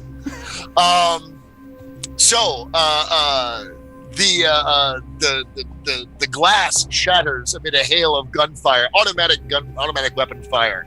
The big plate glass windows explode. Women and men shriek in horror and in pain as bullets, a hail of bullets, a storm of bullets tears through exploding concrete, plaster, glass, wood paneling. Everyone that is able to, that has any sense about them, hits the floor. Cat lunges for Ace and throws, and literally the force of her blow is so strong that it hurls them over the counter into the lap and onto the floor as you and the receptionist and Ace fall into a tumbled heap. You feel and hear the whistle of multiple bullets zooming past your ear over your exposed forearm. Death is kissing and blowing kisses into your ears from all directions. There is a shriek of tires peeling off that fade into the distance. And an eerie quiet settles upon the magic poem Spa. All right. So I guess first thought would be like, was anyone actually hurt? You hear several wails and shrieks of pain from some of the other patrons. The receptionist is disengaging herself from the tangle around you. You do feel as you lever yourself up, you do feel something wet on your shirt, and it appears to be blood. Oh no! So, You're not sure if it's yours or not. well, I think that would be my next question then. So I'm definitely sort of, I'm thinking that this has, would be shocking and upsetting for anyone, to be sure. But I think this is also not that Kat has a substantial, serious case of PTSD, but it's bringing up some unpleasant stuff that she's feeling pretty rattled Sure. right now. So I think she's maybe shaking a little bit as she's trying to ascertain, like, is she hurt? Whose blood is this? Okay. A quick pat down using your military discipline to identify wounds. It's not you. Okay, so is it this jerk? It is this jerk. Okay. He appears to have a graze or a flesh wound just in the meaty portion of the pectoral muscle over here. It might have grazed a rib, but it's certainly gouting enough blood to be disconcerting. So has he just passed out or something? Because I would have expected some commentary on this. Some mayhem. He seems stunned. He's just looking around, and you can feel a similar.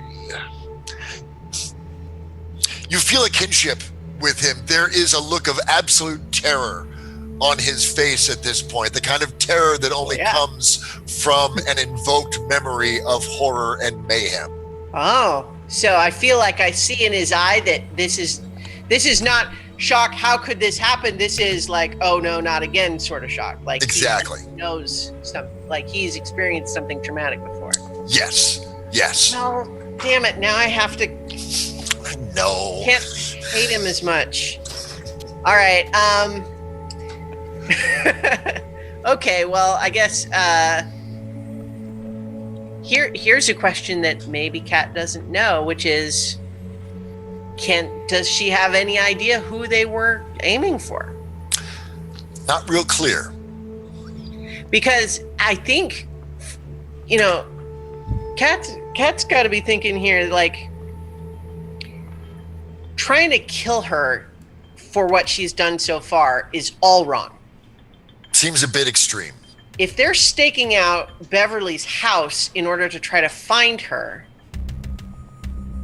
and there seems to be a trail that she's attempted to leave to suggest that Beverly is staying at this hotel, but assuming that they want Beverly but wouldn't have found her yet, or at least that's the assumption. Mm-hmm. Why would they try to kill what would presumably be their only lead? But I don't know. You hear sirens off in the distance. Yeah, this is. Oh God! I cannot be here. Oh yeah. God! Somebody help me! Somebody, dear God, help me! I slap him. Ah! Oh, bitch! What are you doing? That does not help. Oh, Look, I'm dying. I'm It dying. also doesn't help. That. Fair enough. Oh, help me up, sweetie. Now, Help me up. yeah, okay, listen. What just happened? I don't know. Guns and blood. That's all I need to know. Let's get out of here. Come on, out the back. Follow me. Or rather, drag me that way. I think all of a sudden let's go out the back can't be here. Let's follow me. She's immediately like, yeah, okay. Let's see what that's all about. And he leans heavily on you and points you out through an employee lounge and out to a back alley, and he reaches into his man purse and gives you a set of keys. It's the Prius down there. You drive. I can't. All right. She goes ahead and helps him into the car, and you peel off just as the police round the corner and start cordoning off the area. all right. I think that as they get away, and presuming they seem to escape without being pursued, I think Kat's gonna kind of lean over to this guy and kind of say, the reception, you were yelling your name at the receptionist, like they know you were there. Oh, if they're smart, they won't mention me. Oh God, I've been running tricks through that place for 10 years now. They owe me. They wouldn't dare flip on me at this point. All right, so Do you know first aid? I'm dying over here. Well, I'm driving over here. I think you're going to be okay. Fine. Oh God, just drive. Take me to a clinic. No, clinic. Take me to a clinic. All right. Are you sure you don't need a surgeon? God, I don't know. I'm dying. I'm bleeding. I'm bleeding all over my upholstery. So I think as she's driving, Kat will kind of just say, I'm on my way to where we can get you helped out here, but I am curious. And just the fact that I saved your life and am saving your life again right now, I wonder if you could answer a few questions for me. Oh, sweetie, anything. Just yes, please. Just keep driving. So, running tricks through this spa, huh? Oh God, yes. Yeah. Middle-aged professional women just can't seem to get laid professionally, or unprofessionally, as it were. Yeah. So, who did you tell that you saw Miss Weissman? That's such a tragedy. That was Ricky. Ricky. Oh God, he's gorgeous. He's gonna make a lovely corpse. I should attend his funeral. So He's dead? Oh yeah, tragic car accident. It was, Beverly was his last shag. I had him scheduled out for months. I was gonna make book on him all the way to Christmas, sweetie. But God, just some crazy driver come wheeling around, blowing a red light, and there's Ricky all over the sidewalk. It's awful. Yeah, it sounds terrible. Ugh. So why do you think that people tried to just machine gun you to death just now? Me? Why would they want to machine gun me?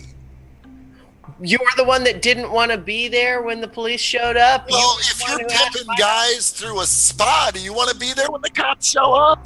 Bleeding? Hell no. You've got me there. Thank you. So you don't have any reason that you can think of someone would want you dead. I bring pleasure, sweetheart. I make people smile. I am not somebody you want dead. I'm somebody you want in your back pocket. Is that what was in that big fat envelope they gave you? Smiles? That makes me smile, honey. He pulls it out and he shows you a wad of hundreds. Oh God, shifts it over to the other pocket. So the reason I ask is because it seems like someone knew where Beverly Weissman was going to be the other night. I can't imagine who that would be, other than the guy that arranged the sleepover. So, and who's that? Is this Ricky or? No. Ricky was the trick. Oh God, who was he? Wait. I've got his number. Roger. There's his number. All right. So you work with Roger a lot? No, this is the first time. Paid cash up front. It was lovely. Yeah, except that her house got broken into while she was with Ricky, and now Ricky's dead too, and now someone just tried to shoot you with machine guns. So. Are you saying this is some big conspiracy? Oh God, I can't do this right now. Why not? Sweetie, I'm busy. I've got places to be and things to do. I can't be spending a protracted hospital stay, or worse, going to ground because some vast conspiracy is threatening to overwhelm my life. I don't have time for that. You ever work with the Saliente family? On occasion, sure. Tell me any of those occasions recently? In the last few weeks, I suppose, one or two. I had some boys play a party last week over at oh God, what is it called? The Allure. There's such Allure. Yeah. Come to think of it, Ricky was one of those. Huh. Yeah. Oh my God, it is a conspiracy. We're all gonna die. Oh no. You know, if you, I'm guessing that wherever we take you to get patched up here, you're looking to avoid a lot of notice. Overhead, yes, definitely. Definitely. So, you know, I just happen to have a hotel room where you could stay. Oh, sweetie, you're my angel. What's your name? That's not important. I'm gonna call you Angel. That's fine. That's great. Call me Ace. All right. So, so I think she'll kind of give another glance and like try to get a sense. Does he like actually need medical assistance, or is he being a big baby about this? He could probably do with a stitch or two and a patch, but if you just slap a bandage with some tape on there, it'll probably be fine. All right. So are we being followed right now? Not that you can detect. Okay. So I think maybe what Kat does at this point, because she's gotten a lot of information here, but she's also kind of rattled herself here just because, you know, as much as she was trying to make Ace here think that it was definite that they were trying to kill him. She's not sure, and if it actually was her, then like that's messed up because it means that there's some big piece of this that she still doesn't have, because it doesn't make sense why they would try to kill her at this point. Need to find this Roger certainly guy. Not in such a public way.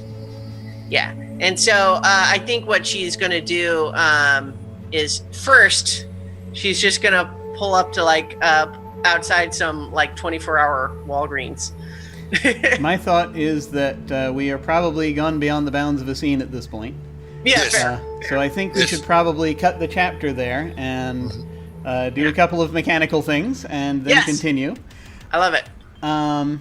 First off, before we do that, we have a potential for a couple of to fill our last character slot in there, but I wanted to check with folks first to see if they wanted to do that or not.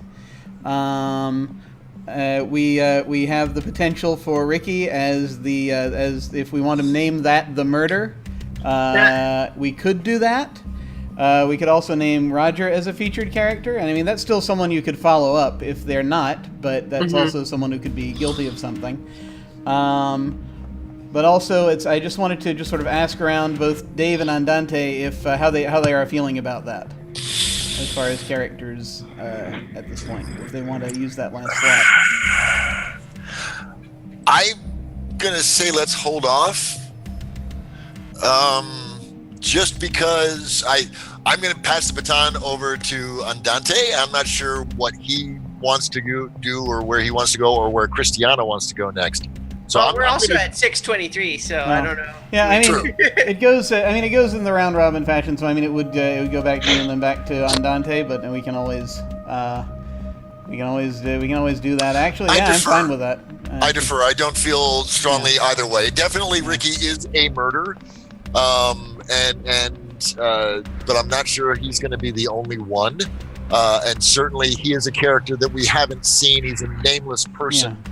Okay. Insignificant. So that being the case, then, given what we have now, since Dave won the last conflict, it's actually his turn to move the pawn. Oh, lovely. So you get to move the pawn and write a name down. Okie dokie. And Ace Gillette's now in play, so that's open. If you wanted to use that, or again, any of these other names. I don't know.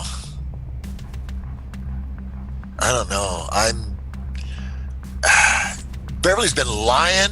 That wench has been lying. So let's see. Yeah, I don't know. I mean, at this point, Kat is kind of just saying like, okay, so this is part of why she's being cagey. She didn't want to admit that she's got a, Get a little action on the side. Yeah, no. And she wants her spa day to be extremely relaxing. could be. And then There you you go. actually get to do that one more time, Dave. Oh crap. You have Okay. one legal move, so That's easy. Yeah. That's the easy part. The question is, who do we put up in there? All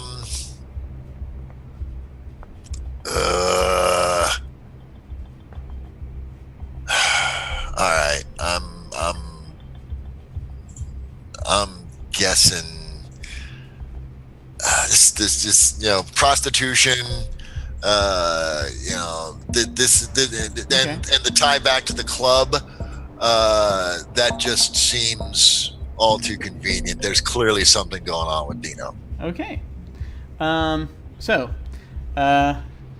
getting very close. Although Roger, quote unquote Roger, if that's his real name, having set up the play date between Ricky and Beverly is definitely suspect, but we don't even know who he is yet. Yeah, that may not be a real name, but if we have a contact number, that's a lead at least.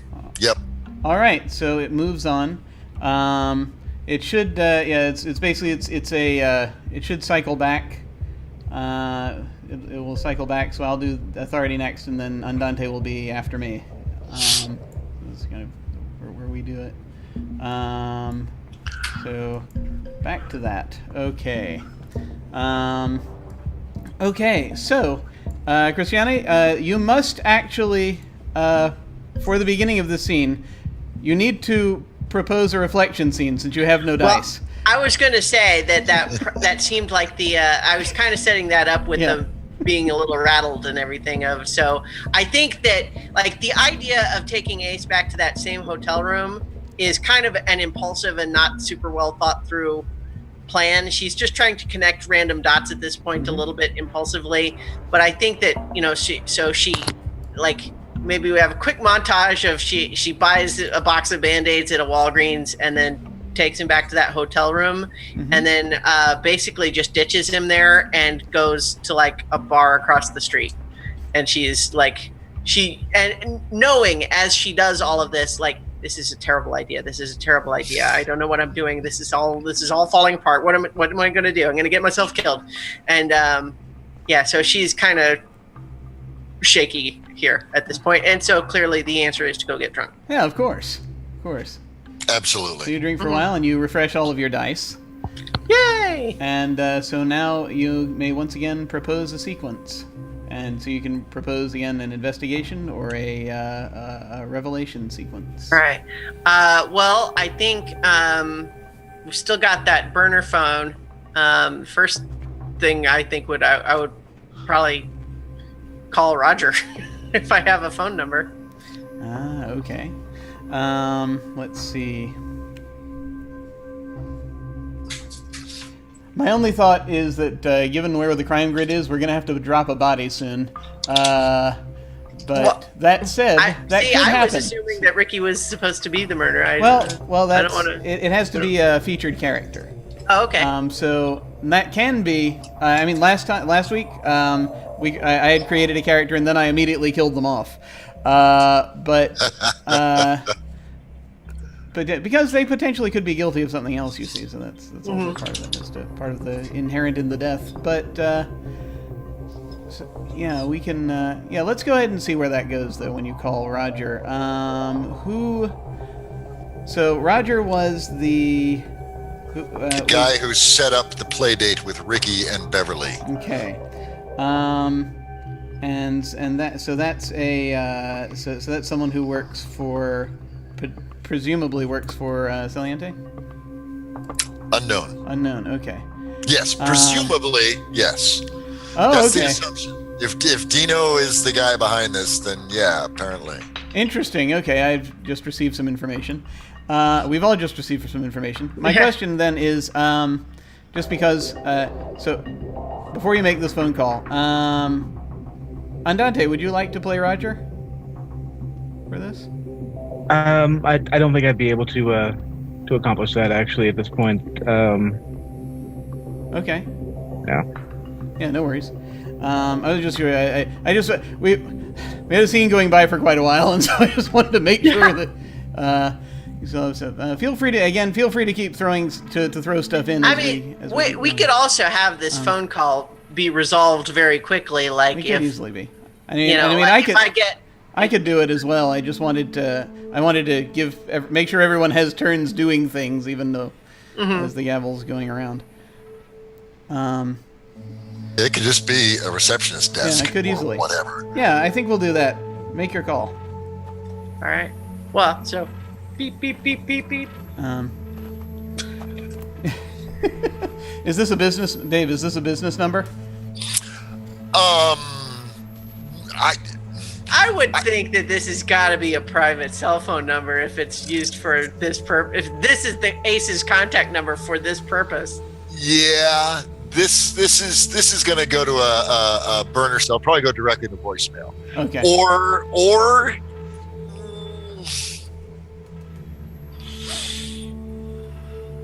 if it just goes to an anonymous voicemail that doesn't even really need to be a scene. Yeah. I think it would just go to voicemail. Okay. At this point. Yeah, so that happens. You get the generic voicemail thing. All right. I think she would leave a message, just something to the effect of, yes, I met a fine young man named Ace who gave me this number, and I hope that this is the right number to arrange the sort of transaction that I discussed with Ace. Please call me back at this number and be discreet, if you please. All right. Interesting. Okay. So, Wilson, do you have a further proposal for an investigation scene or a? Well, so yeah, I think that sort of is a dead end for now. If it was just voicemail, so I think that she's realizing, okay, Ace is kind of in the pocket for now. She might just, get a sense from the clerk at the hotel, like, is he, like, has anyone come by to see, I guess I'm still thinking of it in the context of just like what would Kat do as opposed to proposing a scene. Sure. No, that's basically what you're doing. Yeah. So then that's she fine. would definitely want to get a sense from the desk clerk if anyone has come by asking about her. Okay. I think what I'm just the only stricture I'm going to say go ahead and play that out. The answer is going to be yes. Okay. But I would like to see what same thing set up with the desk clerk. So I'd like to see if briefly what. Okay. What yeah. Dave So we didn't conjures up. stop by the desk on the way. Well, let me think. Yeah, I think because she was. So she took Ace up and then went to the bar without having stopped by the clerk. And retroactively, she's thinking I should have found out if someone was waiting to jump me before I did that. But in the meantime, no one jumped me, so I guess at least it's you lucked out. Yeah. So we'll go back down to the counter and probably at least a little bit drunk, but trying to keep it together. And just kind of say, so did you earn that $20? Who's running the scene? I'm running the scene, but I can still call on people to be NPCs. Okay. And so, since you played this character before, I was wondering, would you play this character again? Oh yeah. I totally earned this money. So Yeah? you got the popo shaking up your ass. Oh yeah. Oh yeah. Sweet woman, sweet honey, come in. All. Do you know Catherine Weissman flashing her big city detective badge, saying yeah? And I said, got nobody here by that name. So sorry. I earned my 20. Meta question. Did they ask for Catherine Weissman? Sorry, Catherine D'Anico. Sorry, Catherine Okay. D'Anico. So they did ask. So, see, because the key there that I just want to, the point of order is that although Kat had to use her own credit card to get the room, what she paid the counter guy to say is that Wiseman. Miss Wiseman. Mhm. And so this woman comes in and does ask about Catherine D'Anico. D'Anico, yes. She left me her card. Oh yeah? What's the card? Erica Hernandez, detective, New Althea Police Department. 12th Precinct. Yeah, so what did you tell her? Told her there's no such person here. You don't exist. You're a ghost, honey. I got you. Well, the fact that you lied to a police officer for me means you earned another $50. Payday for Jesus. And then I think as she hands that over and is kind of just thinking back on it and just says, you might want to take care of the computer. If they subpoena your computer, they're going to show my credit card on there. Oh, right. You paid cash. Yeah, you paid cash. You see why I wanted to pay cash? See, wouldn't this have just been? Yeah, You were right. I'm sorry, but if everybody that come in here want to pay cash, the clientele list is going to drop. I hear you. I don't want to be that person who says I told you so, but you just told me so. Yeah. I'm just saying. Really, for your benefit. Anyway. You were right. I was wrong. Okay. You don't exist. So, I appreciate that. And there is a possibility that someone else might come looking for me or Miss Weissman. Mm-hmm. I don't think your answer should change. Understood. All right. However, what you can do is if you end up in a spot, and she'll write her burner phone number on a piece of paper. Nice. And I'll turn on the video cameras, so if anybody else does come in, this time we get them on camera. The video cameras were not on before. No, are you kidding me? Who can afford to run video cameras all the damn time? But now it's important. We go ahead and we need to do for that. You know what? You're going to get a nice Yelp review after all. You're a princess. You're a princess. I don't know what I did to deserve such a wonderful person such as you. Get the fuck out of here. All right. So I think, that's... I have one slight addendum. Mm-hmm. When you go back up to the room to check on Ace, you go in, you hear the bathtub running. Uh-oh. And you see that the door to it is ajar, and there's water leaking out into the hotel room. Yeah, I think as she's going up and she sees that, she's just kind of going, yep, okay. Kind of just like reaches out a finger just to kind of lean way back and kind of nudge the bathroom door open. Ace Gillette has taken his last bath. Is still taking it, in fact. Water's running. He's submerged underneath. Kind of just floating there. Eyes open. Face in a mask of terror. Oh dear. And surprise. All right. I look at the water spilling out onto the carpet and say, I don't want them to have to charge my card for the damages, so I should turn off the faucet. You just deleted your card from the system. You're covered, baby. Well, but I don't want to ruin this nice professional relationship I've developed either, so I think she does turn the water off so it's not still running. She does that probably with her sleeve. Like pulls the sleeve up. Okay, so Does he look like what? Is there signs of a struggle here? What's going on? Yeah, the thing I mean, it's harder to tell now since the water's been spilling out onto the floor. But as you're looking around, you see sort of displaced towels, and some of the rings have come off of the shower curtain that's adjacent to the tub. That, He slipped on the wet floor, fell backwards into the tub, pulled the curtain down onto himself, and then drowned while he was unconscious. So it was obviously an accident. Yeah, sure. That clearly was it.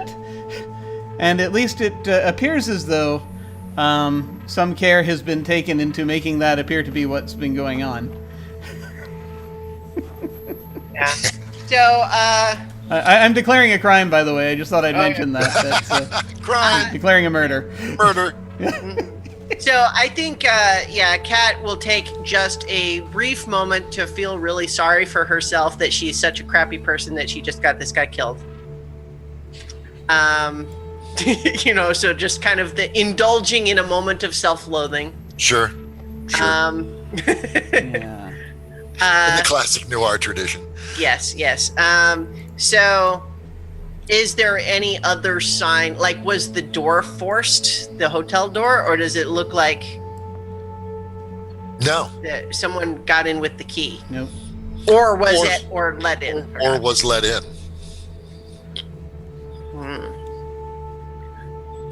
Ace was pretty stupid. He might have called somebody. Wait, if calling somebody is stupid. What's even worse is he might have used the porn channel. Well, my point is that, Kat called someone from a burner phone and didn't give a name or anything. So, Right. If she kind of was relying on him to understand that his life might be in danger, and so he shouldn't just invite someone over. Okay. Is there any other evidence here at the scene of the crime, or is it someone got in without having to force the door? Yeah. It looks like it's as far as you can tell. It yeah. 2 glasses of scotch sitting on the nightstand. Gotcha. Good. We like this. We approve. All right. No lipstick on either of them. Yeah, so I think she'll see the 2 glasses of scotch, and then she will just immediately glare like total stink eye in the direction of the bathroom and said, "I'm fucking glad you got murdered." These things, they happen. You don't deserve to Sorry, I live. should have asked her Idiot. before going ahead and dropping the F-bomb. Yeah, I think no, there's no worries. We're good. All right. So I think we're gonna go ahead and actually cut the scene there. Yeah. That's a great ending line. Unfortunately, Andante had to take off. Indeed. But so actually, what that means, since the number of featured characters is limited by the number of players, we actually are back down to 5 featured characters. So we're good. Okay. Potentially, I unless should have thrown Roger out when I had the chance. Well, actually, no. We can put Roger in here. Good. Put Roger in quotes. We'll put Roger in here. We don't know the Roger situation as of yet, but We don't. We'll go ahead and do that. Roger. Right. Okay. So, into that scene, Cristiano, go ahead and move the pawn. All right, I don't feel like I won a conflict there. But all right. So the first one here, So I feel like at this point, Roger is a name that was thrown out as a contact who definitely seems involved somehow, and now we've got a fresh murder. So it seems like someone that Ace may have called. So I'm gonna say Roger. Sure. Now, you cannot make your second move legally, so you must roll 2d6s. Oh. And we will find out who done this. Yeah, we'll figure out who did something.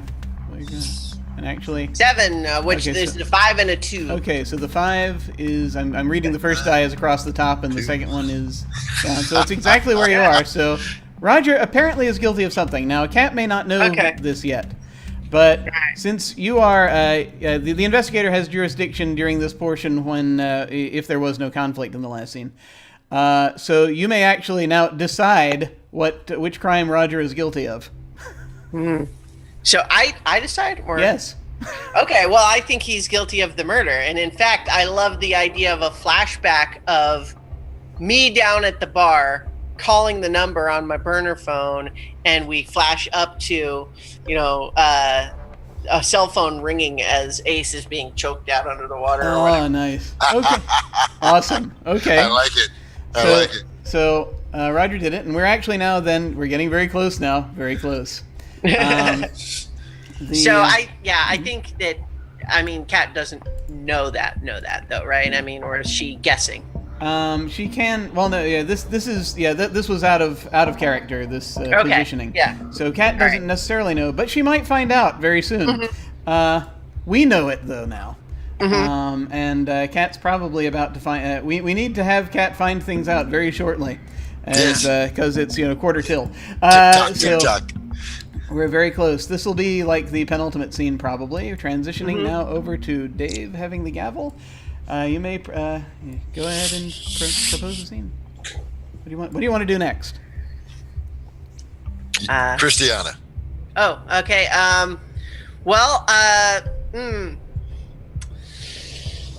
Boy, hiding a body is a pretty big imposition on such a new friendship for our guy downstairs. So I don't think I'm going to put that on him. Oh, this is such a mess now. Oh, this is so bad.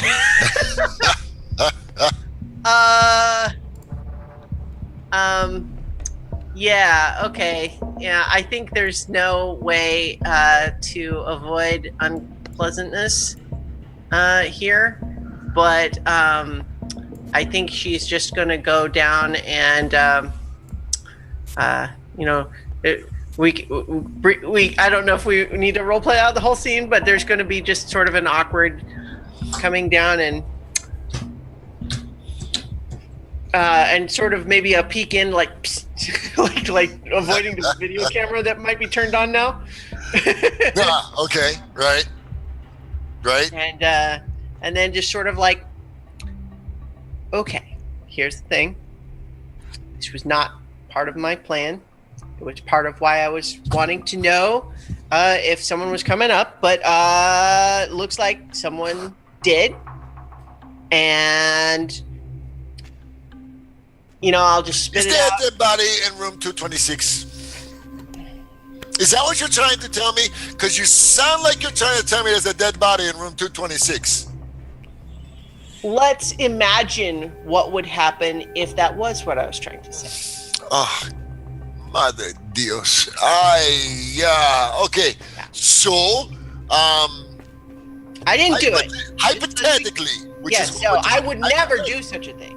Of course not. No, you just got there. Yeah. So, so the thing is, like, I'm not opposed to the idea of police being aware that a person was murdered. I would ideally like them to not know that I was involved. That can be arranged. You already weren't here. You're already a ghost. Well, okay, good. So I just wanted to set that and make sure we're on the same page. And I think she reaches out like another 50. It's like he holds up his hand, but that bitch Hernandez already was asking for you here. She already suspects you are here, even though I told her no. Something led her here. Yeah. So that's probably a whole other thing. So let's pretend that doesn't matter. Okay, no problem. So I called the cops. I found a body in room 226. What the hell? Come and take it away. Yeah. I know nothing. We really got off on the wrong foot, but I just have to say I am really pleased with how this professional relationship has developed, and I hope you'll understand that I don't think I can really leave you a Yelp review right now, but I understand, Chica. I understand. I got your number, and you obviously got mine. Jesus Huerta, the Spanish sword. You can call me up. I work most days and some nights. That's good to know. Now, vámonos. Let me do my business. You know what? If you ever need a private eye. Oh, yeah? You do? Usually I'm better at it than... Usually there's fewer bodies? Good. That's good. I would hope so. All right. So I think that Kat does go back up to at least take the bag of Beverly's clothing out of the room. Okay. And makes herself scarce. But does not actually go to her car, though. Okay. I think at this point she's gonna, watching around her very carefully. She is going to call for an Uber. For a cat, yeah, not an Uber because she doesn't want to use her her real account. Yeah, so gotcha. she'll It's gonna go analog. You know what she's gonna do? She's going to walk a few blocks and catch a bus. Okay, Jim, if you've got any insights, I'm trying to create the big final scene. Oh, okay. And it's not connecting for me in my brain. Oh, well, the good thing about that is there's basically, I say there's a mechanic. It's essentially, it's going to be, to a certain extent, the final scene of Revelation is going to be up to Christiana to narrate. Mm-hmm. But I had a thought about, I'm not sure where to go with it, but I had a thought about Hernandez picking her up. I thought the same thing, or waiting for her by her car, or whatever. Yeah. And so I think that maybe Hernandez might be waiting at the bus stop. Oh, okay. For her because it's like she figured out that's where Kat was heading. Or she's parked out on the sidewalk in front of the hotel, and Kat walks out and starts calling for the cab. Yeah. Comes out. Or maybe the idea of Kat has thinks she has successfully made it away and is doing the smart thing, and she's standing at the bus stop, kind of with her hat down and kind of just minding her own business, and then maybe that's where Hernandez just pulls up at the bus stop. Pulls up and just says. Pops open the door. Is that what she does, or does she blip the siren, or is she's low profile? She's low profile. She rolls up to the bus stop. Okay. Pushes open the door and says, "Get in." So, flashing a badge. Yeah. Let's be clear just for a moment. I am having a conversation where I'm not resisting or refusing your order, but I am asking for clarification on what you are up to your long fluffy eyelashes in something that you don't understand, and it is high time that you get caught up to speed. Otherwise, you're going to end up like old Ace up in the bathroom. See, the fact that you know that makes me think you're going to kill me. These are options that are still on the table, Miss Danico. Your next actions decide which ones get removed from the table and which ones get pushed forward into the to-do list. Okay, so I guess what I'm trying to clarify, just for my own sanity here, is am I getting into that car because of your badge or because of your gun? Whatever gets you in the car, Miss Danico. Whatever gets you in the car. I think she takes a moment to kind of just look around there's not really anywhere to like obviously run for cover or anything. So she's like, all right.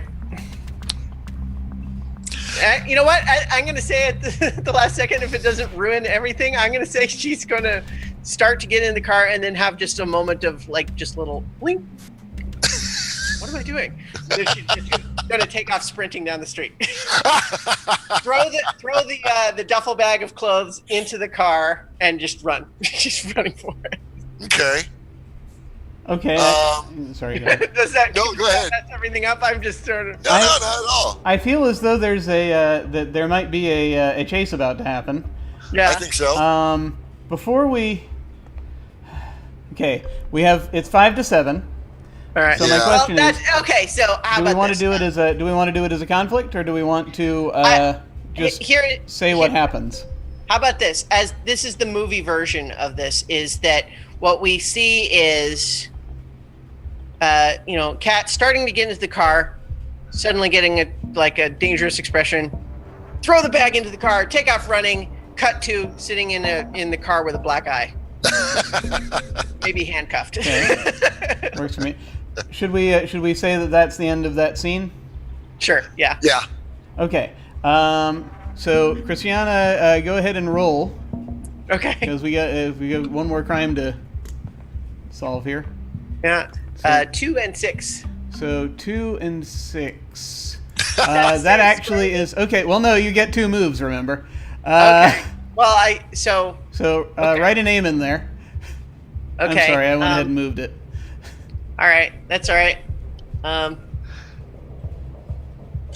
For sure, because Hernandez is like involved somehow. All right. Clearly. And I do not roll again. believe she's on the level here. So I rolled 2d6. 2d6 again. All right. So 2 and 4. Okay, so that puts you in. Lands you on Hernandez. Hernandez took the laptop, and actually, I oddly enough, I have an explanation, but if it is, I don't doubt it. Go ahead. all right. We're down to the final 3 minutes. In the final 3 minutes, she takes you somewhere where you're going to find out, or basically the things that are going to happen. The explanation for taking the laptop is that there is a sting going on that they're trying to do off the books because they don't want the ones who are in Saliente's pocket to find out about it. Right. And that has to do with why they took the laptop. Now, the final, what happens here though, since we've got the crime, we've got the end game, right? That is the scene which essentially the investigator narrates. But we can still be NPCs if you would like. All right. Whereupon they say how it is they're putting the pieces together, finding out what's going on, and any final confrontation that happens. All right. So I think so after being picked up by Rika Hernandez and now at Hernandez's mercy, Kat is muttering about how she must jog because she's in good shape. Catching her and running her down, and I imagine that she's got like one shoulder of her fancy FBI suit or whatever torn. Oh yeah, it was a fight. It was a fight, absolutely. So, but having filling her in that they were monitoring the place because they knew that Beverly Wiseman had contacts within the Saliente organization, and they were worried that her expose was going to blow up their sting. So they were hoping to discourage that, from happening, and they hoped that they would make Beverly think that the Salientes had taken it with the brick. So they actually went in and got the laptop, but the brick was supposed to throw off the trail of a more professional thing. But what they hadn't uncovered yet, because they were still trying to do this whole web, is this connection with this ring of prostitution running out of the spa, because they knew that there was a money laundering front that they hadn't uncovered yet, because everyone was being very secretive about it. And so there was discussion amongst them all of, it's all coming down to, there's someone important who's calling shots about how that business is being run, and where Rika Hernandez is saying, do you have any idea who that is? And that's when Kat's burner cell phone rings, and she pulls it up and she says, want to find out? And puts it on speakerphone, and as Kat has this conversation, they arrange a meeting with Roger, and the sting where police are waiting nabs the lieutenant governor of the state, who had also been running this whole organization. And when Ace called him for help, saying someone was trying to kill him, not realizing that Roger was really behind the whole thing, Yes. with the Salientes, Roger came to see if he could be shut up, and when he couldn't, he killed him. Yes. And Perfect. There we are. It is revealed. Nice. All is now revealed. Excellent. Nice. Justice is served. And so there we are. You have. And we have a very cooperative hotel clerk. Yes, that's one of the best things to come out of this. Excellent. Well, that is all the time we have. Unfortunately, we're at 7. So that was excellent. We've concluded Kat's case, and we see what happened. That's very cool. So thank you very much for playing, everybody. This time I'm going to go around, the opposite way, and ask folks to say what you thought of the game, where people can find you, and all that stuff. So, Dave. Yes, absolutely. I'm going to encourage everybody to go check out archivos.digital, which is the website for a story development and presentation app. It's a revolutionary new way to actually see the stories you love the same way you think about the stories that you love, through visual interconnectivities and visual networks. Check it out. It's pretty fabulous. You can also follow us on Facebook, facebook.com/Archivos Stories, and on Twitter @Archivos Stories. Excellent. Do check it out. It's a great tool. I have used it myself, and it is very helpful. Celebrity endorsements. Awesome. And Christiana. So I'm Christiana Ellis. This game was a lot of fun. I love Private Eye mystery stories, which is why coming up in soonish, I'm hoping by the end of the year, I'm going to be releasing the ebook version of my serial that I wrote last year, which is called Phyllis Esposito Interdimensional Private Eye. And so hopefully that will be coming out soon. But next week, on December 15th and 16th, I am going to run 24 hours of Dungeons and Dragons as part Holy of crap. the Extra Life charity. It's going to be 10 a.m. to 10 p.m. Eastern on Saturday and Sunday, with one continuous campaign, and it's all to benefit charity, children's hospitals. And so if you want to watch some of that, and especially if you want to donate, you can find a link to that on my Twitter @Christiana Ellis. Excellent. Awesome. Do please follow Christiana, and also A very worthy cause. Yes, definitely. It's that season we're getting into charity streams, and I might have some announcements in that regard soon as well. We'll have to see. Stuff I may at least be participating in. So very cool. Once again, I'm Jim Ryan. I liked how this came out. I wish we had more time. That's the only thing. There was more we could have explored. I need to do this in some sort of mini campaign mode later on down the road. I'll have to see if there's a way to do that, because that's in the back of my head. We'll see. You can find me at OtherDoc on Twitch and Twitter. My website is jimyesthatjim.com, where you can find my Geek Observation podcast and links to my various other podcasts, audio dramas, writings, and such. I've put links down below on my Twitch page to my Twitter, to YouTube, and a website, my website that I have there, and a link to Amazon, where I released a short story I wrote, if you'd like to check that out. Every Tuesday evening, I play Urban Shadows over on Off the Table. But on this channel, on Friday afternoons and Saturday mornings, I play video games. Then this coming Saturday, we'll be continuing our campaign of the Cold Ruins of Last Life, which is a setting for Dungeon World, where we're all playing undead characters. Then 1 week from today, on Sunday, we'll be playing the first of 2 one-shots of My Life with Master. That is a game where the PCs are the minions of a villainous master of the kind that you'd see in a Universal horror or a Hammer horror film. That first one-shot will be in the standard setting, an unspecified Central European town in the early 1800s, of the kind where the general store might often have sales on torches and pitchforks. The second of those 2 one-shots, a week later, is going to be close to Christmas. So for that one, we're doing My Life with Santa. And my hope is that it will be every bit as wrong and indecent as that sounds.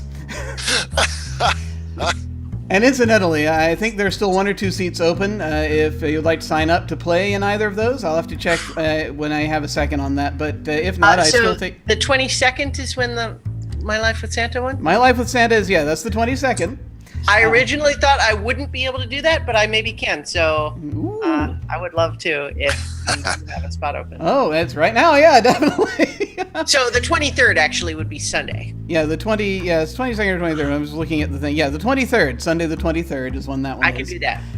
Coolness. Well, hopefully I'll have a look and be able to update my my information on that. I might have seats full, but I'll still be taking alternates. We shall see. All right. How that goes now.